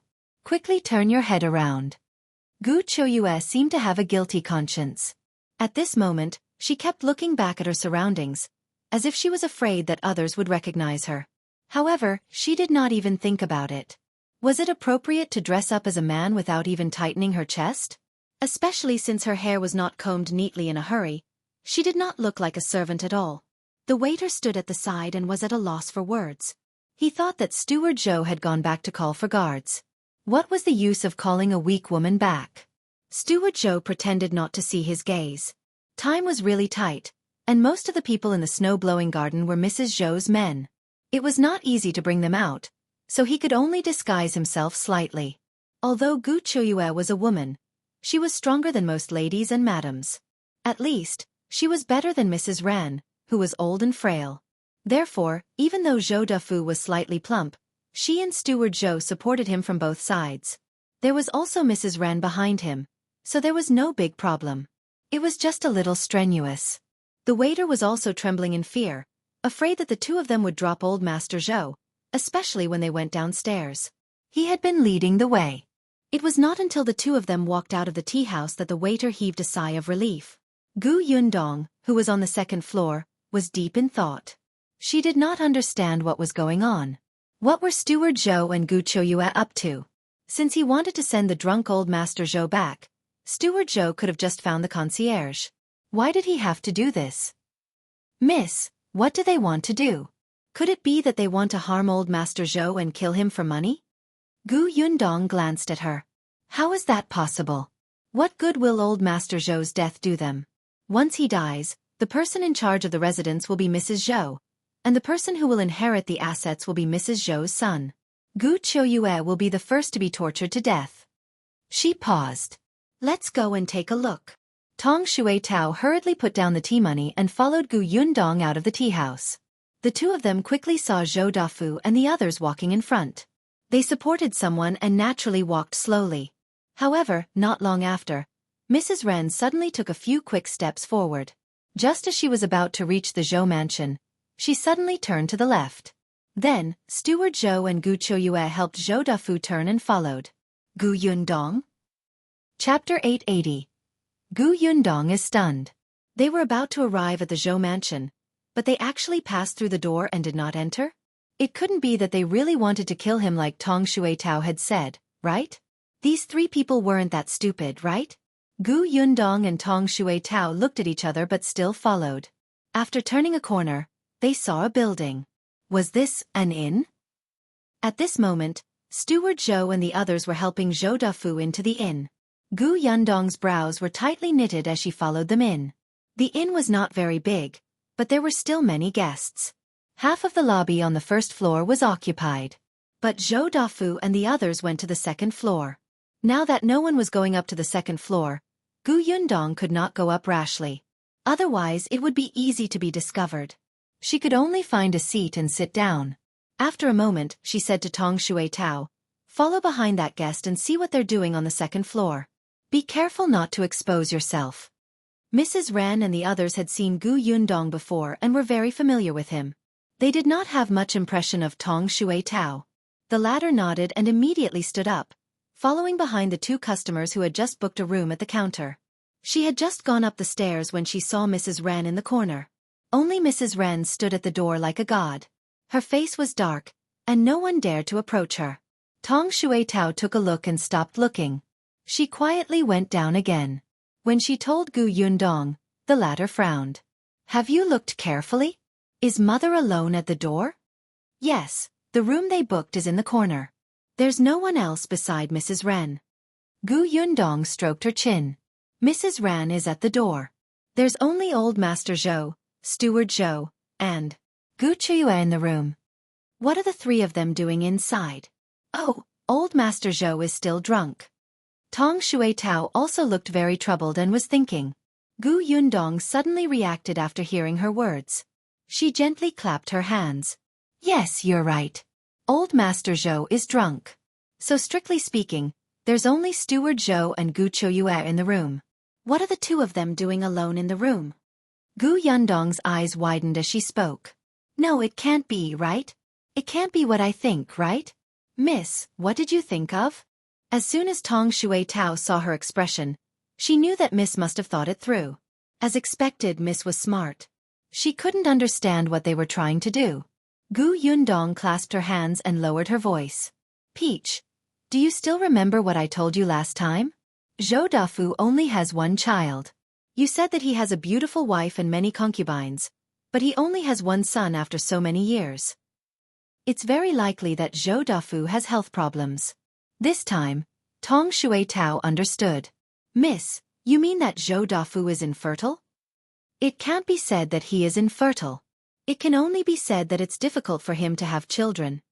It was said that Mrs. Zhou only got pregnant 3 years after she married Zhou Dafu.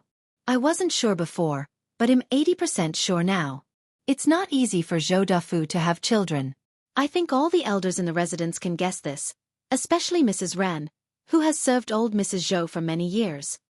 However, Mrs. Ran still gave Qiuyue the idea to get her pregnant with Zhou Dafu's child.